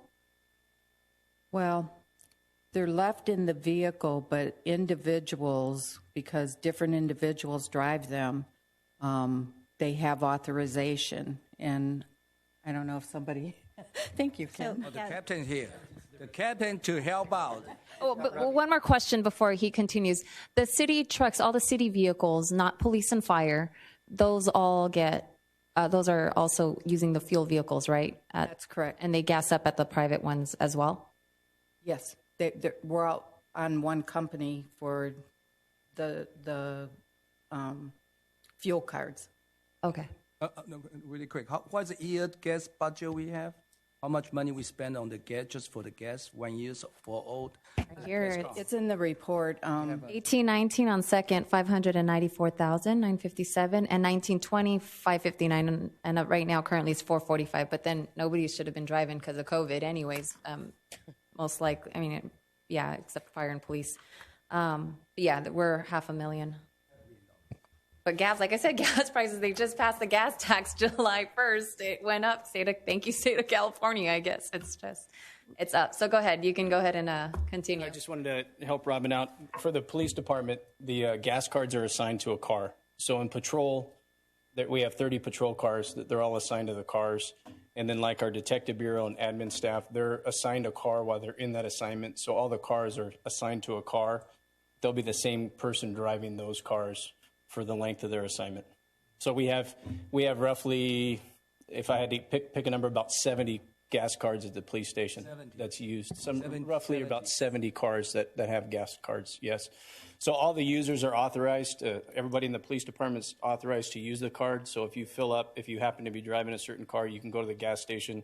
You have to enter your city ID number and the mileage on the car in order for it to authorize you to get gas. It's not for personal use. It's not for personal cars. And going back to the tanks at City Yard, it was an OSHA deal. The tanks were old. They needed to be replaced. They were going to have to dig the whole thing up, put new tanks. In the long run, they thought it would be more expensive than just going to the car. Very expensive. Got it. Madam Mayor? Yes. Sorry. So we have roughly 130 vehicles in our fleet. Okay. So 130 vehicles, we have, well, each gas card. So there's 130 gas cards that are out there. Okay. And the then. entire city. Yes, for the entire city. And your reports, does the gas card actually, the report is per the gas card, right? And Yes, you each can card, see the individual. Each month they have a report, yeah. So you could tell what person actually got gas on that card every month, and they have a report for that. And they do audits. I know John's in charge of it now, and they do follow up. You know, sometimes careful, sometimes people accidentally hit the 91 button instead of the 87. So they do send us a message when that happens, and he's good. He's on top of it. Oh, okay. And is this a new awardee that we're going to? The State of California Fleet Card Service, WEX Bank? Yes, it's a new one. It's a new program replacing what we had. Okay, and they're going to meet all those criteria to make sure. Yes. Okay. Yes. That's all my question. Thank you. Okay. Anybody else? Additional questions? Okay. Do I have a motion to approve? I'll motion. Anybody second? I'll second. Roll call. I have a motion by Mayor Lopez Viado and a second by, if one of you could clarify. Councilmember Tabatabai. Thank you. Councilmember Tabatabai? Aye. Councilman Wu? Aye. Councilwoman Diaz? Aye. Mayor Pro Tem Castellanos? Aye.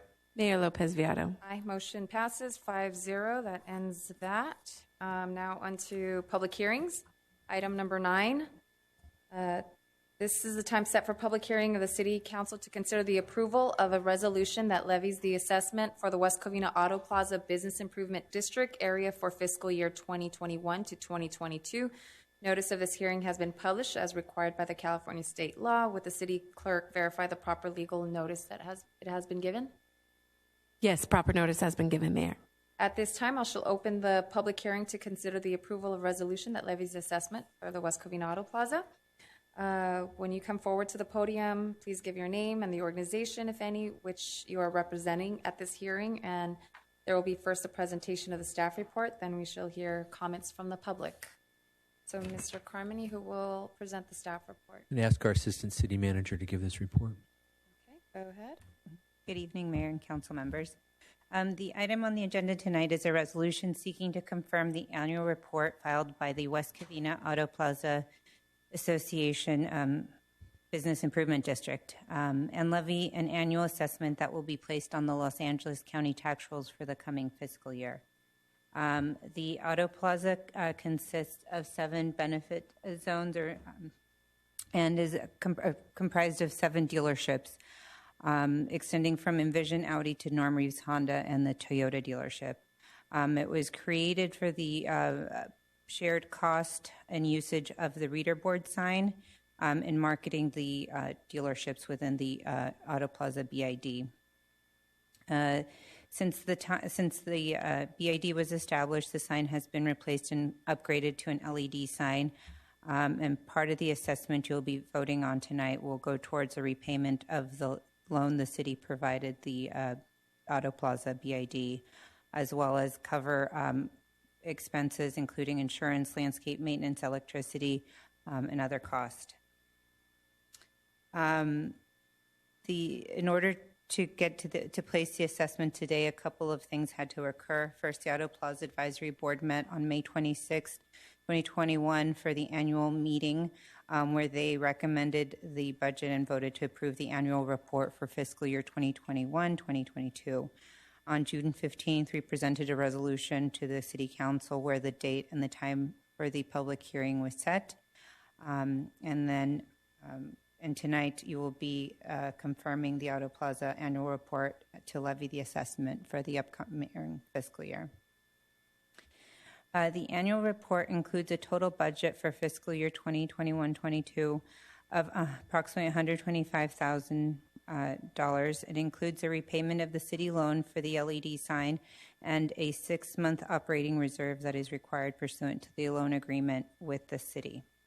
As the BID has surplus funds from the previous year, they've voted to maintain their assessment at the same rate at $16,524 and use a portion of the surplus from last year to cover the difference.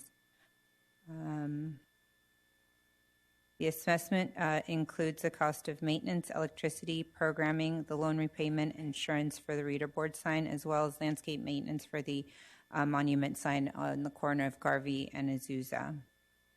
The loan to be repaid to the city is in 2 annual payments of roughly $26,000. If the council levies the assessments as proposed, it may adopt the attached resolution, which confirms the annual report and levies the assessments. Adoption of the resolution allows us to place the direct assessments on the Auto Plaza dealerships for the BID. This concludes staff presentation. If you have any questions, I'm here to answer. City Council, do you have any other questions? Councilman Wu? Yeah, and I remember we approved the BID with the big sign, the LED sign. And then I remember we lent in the money, and they paid the installment. And I think this is already like 4 or 5 years ago, right? Yeah, it was a 10-year loan term, so the last payment will be 2026. 2026 to pay off. Mhm. Okay, and I forgot the interest rate. Do you remember the interest rate? I believe it was 2%. I'd have to double check. 2%? I believe so. Okay, so 2026 to pay off is 2%. And how often BID, they have meeting? It depends if there's a need for another meeting, but normally it's once a year for the annual meeting. Okay, and tonight we just approved the budget. Correct. And I understand. I think a Toyota dealership, they request a meeting or something. Have they contact you?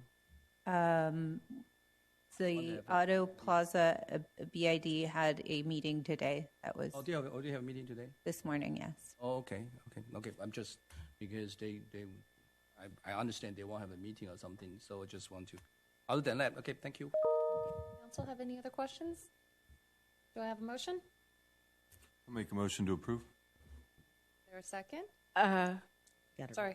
Just wanted to state that we had no one. That's right. Yes, we had nobody contact the city clerk's office in favor or opposition, and I have no speaker cards, Mayor. Okay. Now we can go ahead and move forward. Motion. And we could go ahead and motion it then, right? And we have a second. Roll call. I'm sorry, who had the first? Who made the motion? Thank you. I have a motion by Mayor Pro Tem Castellanos and a second by Councilmember Tabatabai. Councilmember Tabatabai? The second was by Councilman Wu. Either. I have a second by Councilman Wu. Councilmember Tabatabai? Aye. Councilman Wu? Aye. Councilwoman Diaz? Aye. Mayor Pro Tem Castellanos? Aye. Mayor Lopez Viado? Aye. Motion passes 5-0. Okay, on to departmental regular matters. Item 10, consideration of graffiti reward program. Who will present the update? City manager, who's going to present it? the good Captain Plunkett, He's on who his is way down. racing to the podium now. Come on Will down. give us a report.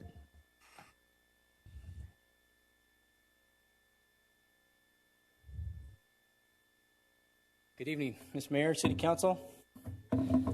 I'm here tonight to city staff. How are you, Tom? I'm here to present tonight the staff report on the consideration of the upping the graffiti reward that currently exists. Over the past several years, the city of West Covina has seen an increase in graffiti vandalism in the community. There's a table that you were issued in your staff report that shows the number of incidents that the city has responded to since 2018. At the June 1st, 2021 City Council meeting, Council directed the graffiti fines and reward amounts be reviewed to discourage graffiti and encourage community aid. The current fine for graffiti violations per our municipal code is $1,000 per citation. And currently the reward program for somebody who calls to report graffiti and it leads to arrest is at $100. That $100 reward program was adopted in 2007 with resolution number 2007-29. And what we are hoping to accomplish tonight is to increase that reward amount from $100 to $500 to help residents come forward and incentivize them to report graffiti. And that's what we're here tonight. That's the report that's in front of you. So just to let the residents out there know, I know we get a lot of complaints about the graffiti. So in calendar year 2018, we only had 988 graffiti. In 2019, we had 2,391.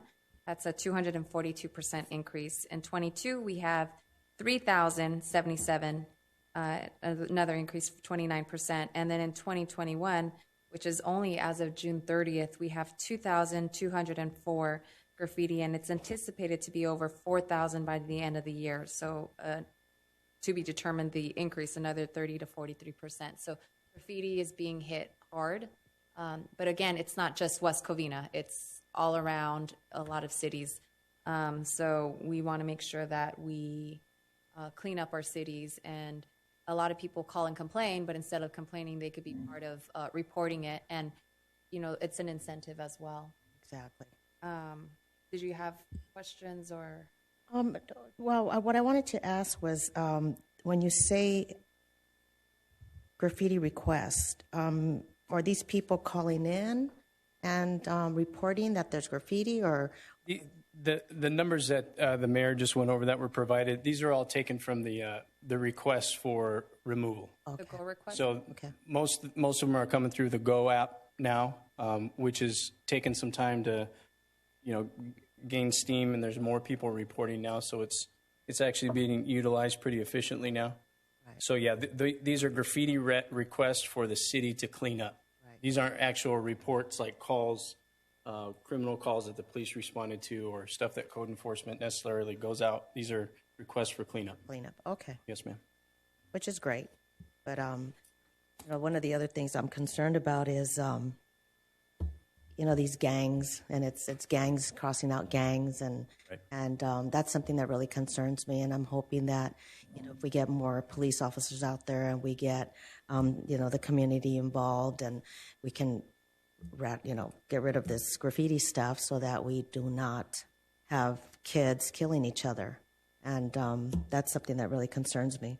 And I appreciate, I like the fact that we're gonna, I'm for this, and I want to make sure that the community knows that we're really concerned about it as well. We want to do something about it, and we want to continue to ask the community to get involved. And I think that maybe with this $500 increase, maybe people will get involved and report it on the app, or the Go app, because I think it really works well. Thank you. Can you give us maybe how you work? If we increase to $500, and when people we award them for $500, and then we want to make sure it's anonymous. So when they report this, we want to protect their safety.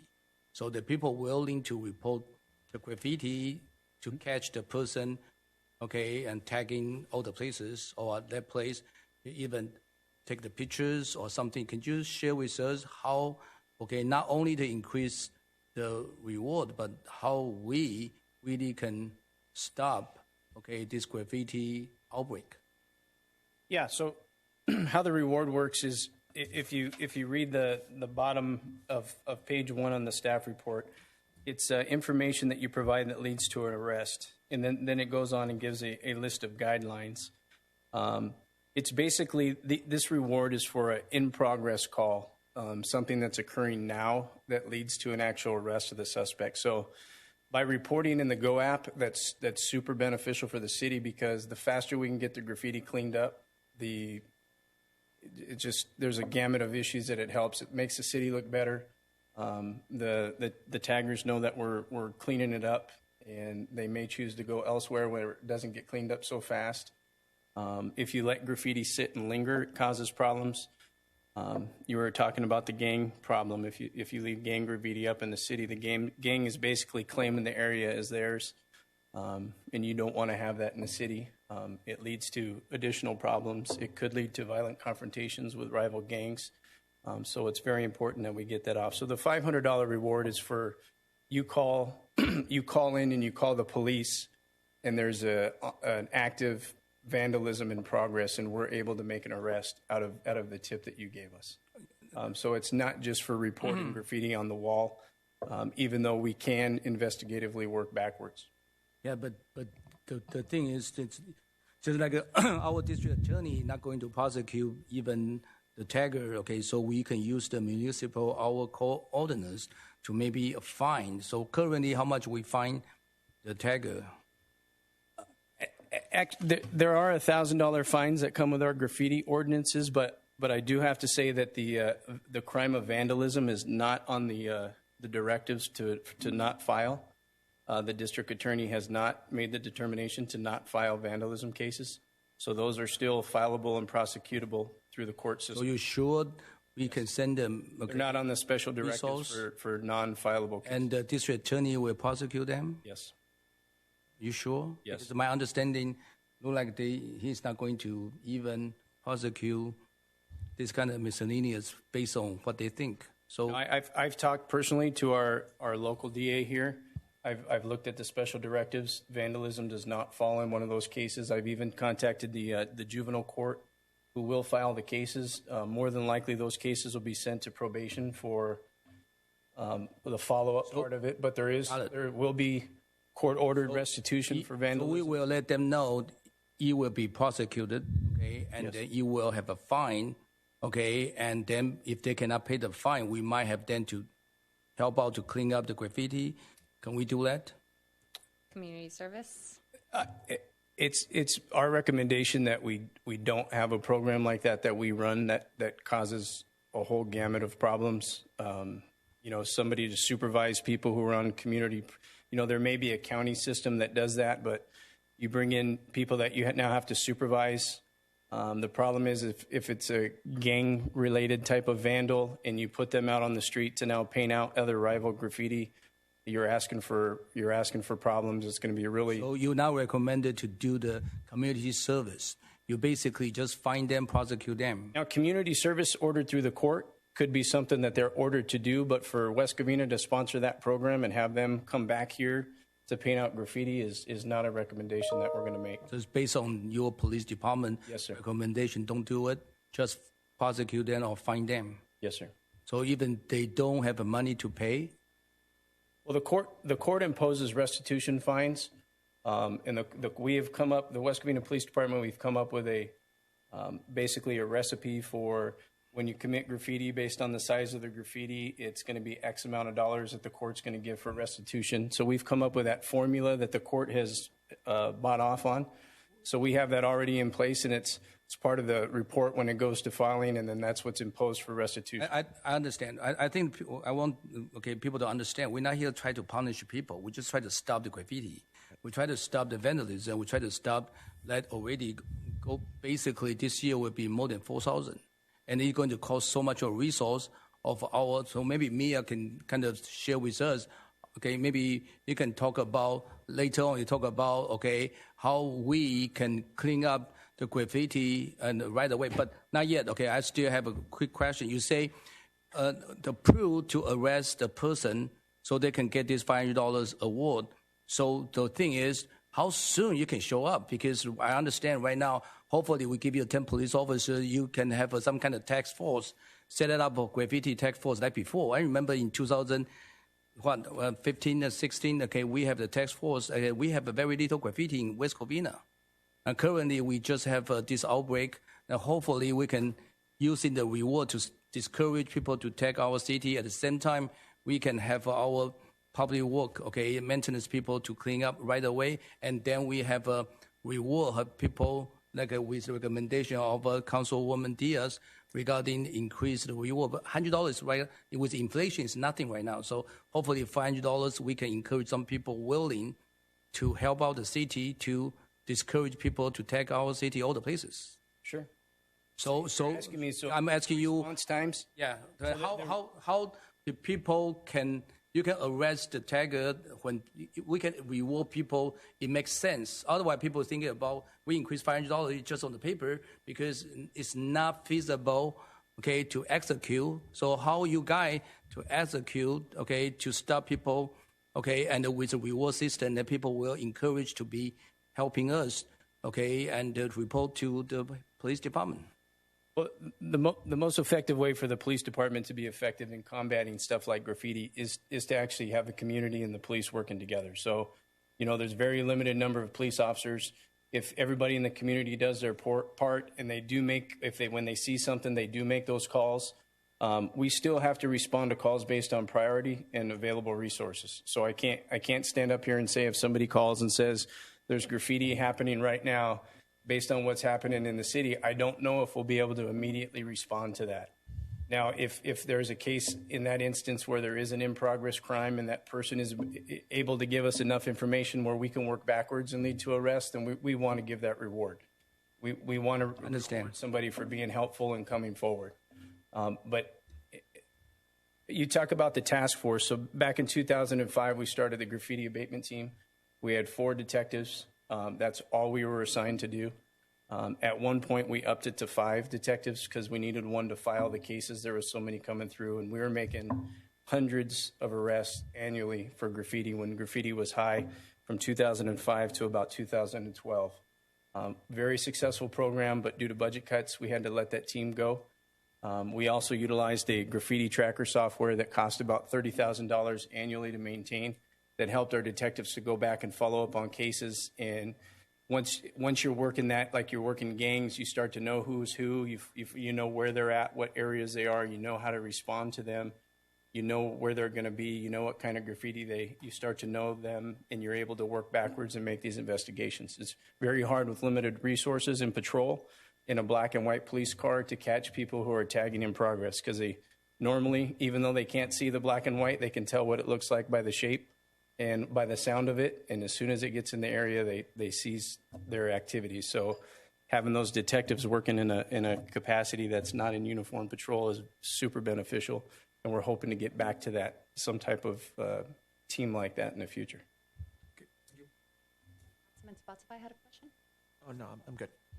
Well, I know that there's 2 possible ways of, getting this reward is one, if you do see a consistency, because sometimes they're always hitting up the same locations. So if a resident does see this and they know, they could call it in to inform and update and possibly be there at that time.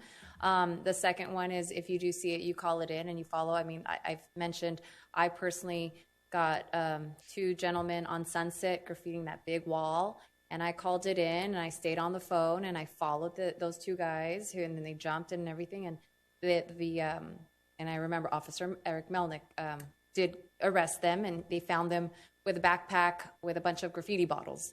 So, you can, of course, your safety is priority, but those are other options. If there are other options, by all means, please share so we can inform the residents. I know it's right here. I'll just read off this so that residents will know this graffiti program. The recipient does not need to be a West Covina resident. So if you're not a West Covina resident and you're following this and you patrol a way to make extra money, come on down to West Covina. You don't have to be a resident and find those people graffitiing. City employees / volunteers in any capacity are not eligible. I mean, that's probably why I didn't get any money. The community member providing the information is not required to provide their name and can remain completely anonymous. So, of course, your personal safety is there. The arrest has to be for vandalism or possession of vandalism tools. 1 award issued per incident. In the event 2 people call on the same incident, the first caller will be eligible for the reward. The vandalism or possession of vandalism tool must have occurred in the city of West Covina. So remember, we're protecting our city. The victim does not need to be city of West Covina. The information must be contemporaneous and involve in progress, just occurred, or about to occur incidents. So, that's to let them know that any community member can report offenders. Of course, staff, if you see it, report it. You're not going to get the reward, but we all need to do our part to make sure that graffiti stops. Any other questions? Ma'am, if I could, what you just said is perfect, and it's good that the residents know. If you witness a graffiti in progress, we ask that you do stay on the phone. We ask that you report it, but we do ask that you keep your distance. There's nothing. A graffiti is not worth anybody's safety, and to approach vandals by yourself to try to stop them is not a smart idea. We encourage you just to stay on the phone and keep eyes from a distance. Don't get yourself engaged with the persons who are doing the graffiti. And there are ways investigatively that we can work backwards sometimes based on the area, the graffiti, and stuff like that. So that's important for the residents to know as well. Yeah, your personal safety is important. And just to let you know, when somebody calls to report of vandalism, especially in progress, I'm going to tell you every police officer that we have working wants to get there and wants to make that arrest. Unfortunately, just resource-wise, we're not able to go to certain calls because of other priorities. So it's not like we don't want to get there and make that arrest. We're doing our best, and we appreciate. We've just got allotted the 10 additional officers, which we appreciate, and we're going to put them to use as we get them, as we bring them on board. That is true. I did stay on the phone. It was past 10 p.m. midnight. My husband's like, "What are you doing?" And I was like, "I'm following," but I did keep my distance. I was more than a block away when I called and that's the best way to do it. Okay. Any other questions? I just have a question regarding the, if they can't pay the fine, and you're talking about, you're worried about other gang members being there at the same time they're trying to pay off their fine. Is there any way that we can have them do community service that's picking up trash, cleaning up our parks, or something like that? Versus Community service is all ordered through the court, and they already have their community service programs, which involves cleaning up trash and those things. I don't know how we as a city, if you'd like me to, I can research it to see if those services actually incorporate the city of West Covina, if they come in here to do those services. I know I see them on the freeway. I know I see them cleaning up different areas. So there are court-ordered community service programs that already exist that are part of sentences for people who commit graffiti. I just don't know exactly what those are. And I just, like I said, I don't think it's a good idea to sponsor one. We just don't have the resources and the safety aspects, and the liability just is not worth it. Okay. Do you have the stats of all these graffiti offenders? Are they West Covina residents? Are they not? I mean, do you have the breakdown? I don't have the stats. When I was part of the original graffiti abatement team when it started, and we had a mix.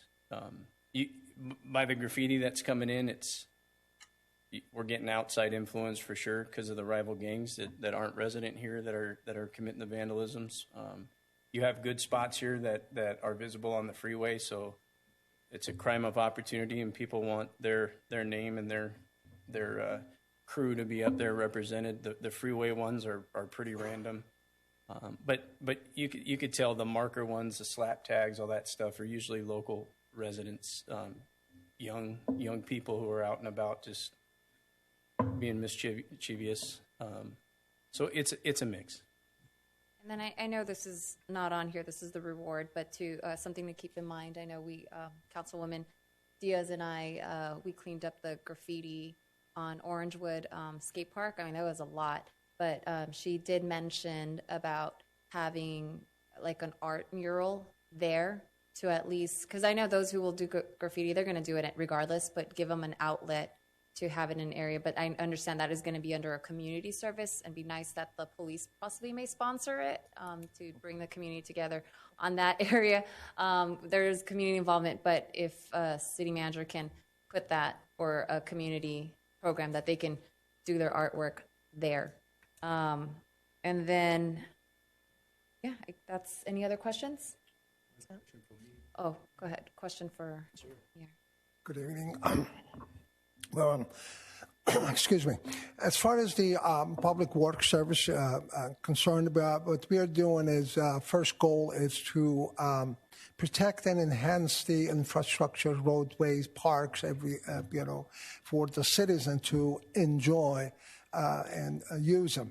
The graffiti, we have a program that we have only one person that goes around the city and cleans up and paints the graffitis. And for one person, he probably does about. I'm sorry to interrupt you, but we just approved the budget, give you 10 additional with a restricted fund. Okay, so because one person cannot handle entire 17 square mile with all the graffiti outbreak currently, so that's why we give you 10 to clean up our median, clean out our curb. Our curb look filthy, and the graffiti on the sidewalk, on the wall, on the tree. So that's why we want to, give you additional manpower with restricted funds, so you can, have a little bit more resource to help out to clean up the city. So with absolutely, that, we really do appreciate council to give us those 10 people. We already started a process. We already have interviewed about 7. 4 out of 7 already came back, and they want to renegotiate their, the pays. But we have 3, and we are going to assign just one of those 3 to the graffitis. We have other services that we have to use these resources. And by end of this month, we are going to get... I'm sorry, so the person you interview is the one we lay off, 22, within the 22? I'm sorry? Bring back. You say you bring back 7 you interview. Is that the one we lay off back in 2018? No, we didn't lay off. No. In 2018, we lay off 22 people. So when you hire, you just say you bring them back. Is this people they got laid off, or? I'm not sure if those are the people are coming back. All I know that there are 7 people we interviewed. We offered the position. Out of those 7, 4 of them, they already, like I said, they want to renegotiate their pay because they are getting paid more other places. We are definitely have 3, but we are hoping that we can bring not only those 4 back and add another 3, which will end up with 10. So basically, you're talking about you got 1 additional for the graffiti removal. Yes, we have 1 right now, which does the graffiti removal. So you're going to have a 2. And we are going to add another 1, then we will have 2. We get tremendous help from the police department and also with the code enforcement right now, with that. But the one person, when he goes around and cleans the graffiti, when he comes back the next day, about 5 of them are ready graffiti again, and he has to do it. Especially on the weekends, the work kind of doubles. And we are kind of dealing with that kind of, the situation right now. But we are trying to solve it. That definitely, by end of this month, we add another person, and hopefully we can get that solved. Okay, thank you. I know on the freeway where we're getting a lot of graffiti, that's Caltrans side, and I know residents are saying that we don't put it in. We have reported the turnaround on that. Do you know? It's 10 days. Okay. What we did, I have already talked to the Caltrans people, and they have told us that they have people that as soon as they get our service request, they have 10 days to come out and remove that. But that 10 days haven't been done. I had some discussion with them, and they kind of assured me that, they're going to meet that 10 days, window to come out and clean it. Can you make sure you follow right on the 10th day if it doesn't get occurred? And then can you bring back to the council if they're not doing their part on the cleanliness. Also, is there a way that you can work with Caltrans on certain areas of entrances that they are entering to graffiti? Can possibly block those areas to prevent? I mean, we also want to do things that prevent graffiti. So is that a possibility you can work with them on that, including areas in our around the city? If there's ways we could prevent it, whether green bushes or entrances or anything like that, environmental design, if we can do that. Absolutely. There are some of those interests that you're talking about. They have kind of short fences. We already talked to them to come out and kind of raise those fences. That it will make it difficult for people to go over them and do the graffiti that they do. But we are trying to meet and talk to the area managers of the Caltrans for this area and make sure that we are on their schedule, and also one of our staff members which reports the graffiti along the freeway. We want that person to kind of follow it up, at 8th or 9th day. It says, are you guys on the schedule? Are we on the schedule? Are you coming out? And so on. We are keeping track of that for sure. Yes. Okay, good. The one got hit a lot is the westbound 10 on the Vincent. Okay, and before Vincent exit, and you can see they have a gap between the walls, so people can just squeeze in. Okay, and that one have been attacked numerous times, and the gigantic graffiti, and they stay there for weeks, sometimes even months. So that one we've been calling Caltrans, but they very slow to one times we have to do it ourselves because we just cannot stand it anymore. It's just all the places. So that we need them to address. Maybe it can block that gap. Okay, something. Okay, and another question would be the on-ramp, off-ramp. Okay, because there are graffiti over there. So the jurisdiction is Caltrans, right? Those are Caltrans, yes. And the underpass, if you see, every time I get down, on Sunset, and try to get into our parking lot, and that underpass of 10 freeway, you can see on the right-hand side, you have graffiti over there for months. And that is Caltrans, or we can just do it ourselves. I'm not sure exactly, but underpasses are the city's right away. And on the wall, before you go underpass, on the wall of the 10 freeway, under the bridge. We are hoping when we talk to area managers, and we kind of bring those issues that exactly what you're talking about, and then solve those. I can't answer exactly how those areas are. Some of those areas that are Caltrans, we don't want to go in there. We don't want to enter it, especially if there is a traffic and everything. That's a safety, problem for us. We don't want to do that, but definitely we will bring it up with them. So, yes. So the conclusion is that the extra 10, and the staff for you is really helpful for you to help us clean up the city. Absolutely. Okay. Hopefully we don't see graffiti. I hope so. With the police help. Yes, they are tremendous help. Yes. They're co-enforcement. Okay, thank you. My last question, I know we have the one who does the graffiti, Ricardo. Is he part of that one or two that you mentioned? So I just want to know, are we going to have a total of 3 graffiti removal people, including him, or not? We will see, because when we get all 10 that councilman... Sorry, the audience, please, we'll have this conversation only here. If I'm you sorry? speak, you guys can go outside. Go ahead. When we get the whole 10 people, we're going to divide them to different, section. Right now, we are thinking about adding one more to Ricardo, to have 2 people to clean and get rid of graffitis. I don't know if we can add the third one or not, but we'll make sure that definitely look into that. So there's only going to be a total of 2 people yes. to clean the whole graffiti in the entire West Covina? Yes. 74 square miles, yes. You think it's enough for 2 person? No, because we give you 10, we want to clean up the city. Frankly, before you have none. We don't think it's enough, 2 people, but we are trying to kind of see if we can have one more, 3, make it 3, but we want to see how other sections are dealing with. Councilman yes. Yeah, I have a question on the pink policy. So I know on Merced near Edgewood High School, that wall, you see like 6 different colors of paint that has been used in order to clean up. And so is there a way that we can uniform that so that way when we are abating the graffiti? Yeah. Or at least not have it patchy. Absolutely, it is possible, yes. But unfortunately, I can't answer you on that because I'm not sure exactly why they are using 3 different colored paint. They should be consistent throughout the city.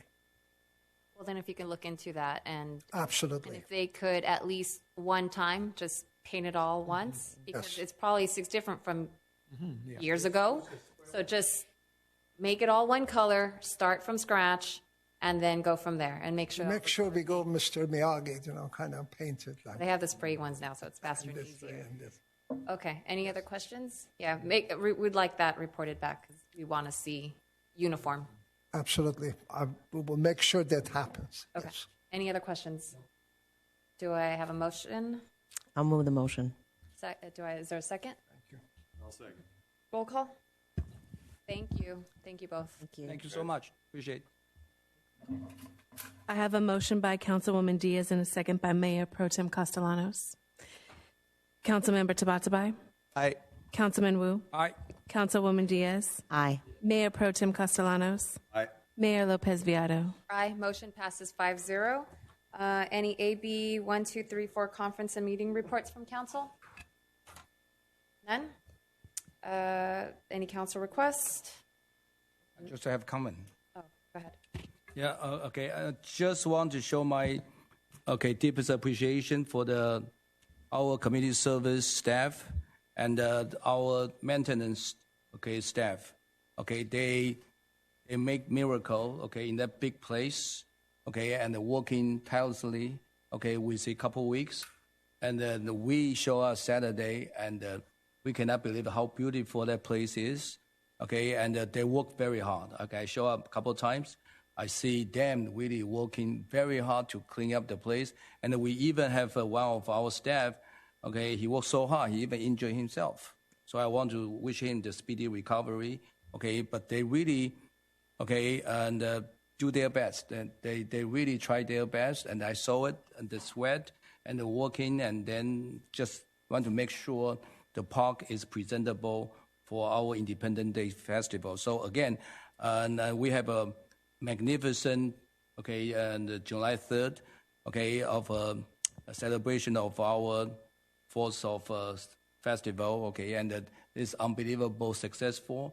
And with all the community service staff over there, try to entertain everybody. And we have a magnificent music, And hopefully next year, I know the Councilman Tabai say, hey, can we bring back the firework, And I say, where's the money, And then we can find some corporation willing to sponsor, Maybe we can do it, repeat the magnificent 2018 of a celebration. We have 7,000-8,000 people show up at the Sportplex, and hopefully we can do it again and have all our residents to celebrate, in our city, in our magnificent park. Once again, I want to thank all the staff, to make this thing possible, to make us proud. Thank you so much.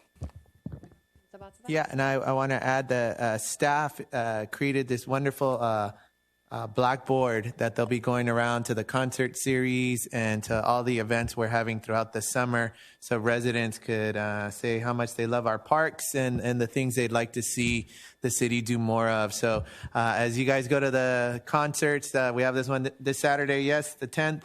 That board will be there, and you can write how much you enjoy the events we do here in West Covina. I just want to make a comment. We had a fire around the corner from my house on Butterfield. And I just want to thank the firefighters who did an excellent job on containing that fire and not having it get spread to the house next door. I was really happy about that. Thank you very much. And I'm glad to say that nobody was hurt. So thank you. I want to add quickly, and Mayor, our new, part-time, public work director. So hopefully with 10 additional staff to help you, we want not only the sportplex right now look magnificent. Hopefully, we continue to keep like this, and we have another 15 parks. Totally, we have 16 parks. So hopefully, we can have all the parks is prime, and our bathroom is look good. I know our gentleman over here complaining about, and I know bathroom is very important. So you want to say something? Oh, okay. So we want to promote the park life. By the same time, we want to make sure park is safe and clean, so people are willing to go there. Yeah, go ahead. Excuse me, I just want to mention about the match room that you talked about. We already have a plan to have the three architect to go to the site over there in Cameron Park by end of this month, and we want to come up with the design, just one standard design to use not only for the Cameron Park but all our parks, and we're trying to kind of move that as quick as possible. Just want to let you know that is going. So in that way, we have a presentable, bathroom and yes, the park. Yes, we're going to have. Very presentable, the way we really want to represent. So you maybe the responsible to the gentleman still stay over here, so he's the guy, don't yell at us, yell at him, so make sure it's happened. And I know we are going to build a bathroom in the Shadow Oak, right? Am I right? City Councilman. We have a bathroom we promised for 25 years. Now I think we are going to build. We gather with LED, the alliance, so that one will be done. So, but the more important thing is we will deliver. It's the maintenance, and hopefully we can welcome people to utilize the park and the clean park, safe park, and people will utilize, Absolutely. And there will be our resident will be happy. Absolutely, and this gentleman can come and yell at me. Absolutely. So right over there, he's still waiting for you. He's not going to leave. Go ahead and talk to him right after. Yeah, thank you so much, Mia. Thank you, appreciate it. Thank you. Anything else? Well, this ends our meeting pretty early. 9:17. No, we're good. Okay. All right, this concludes our meeting, and everybody have a wonderful evening. Good night.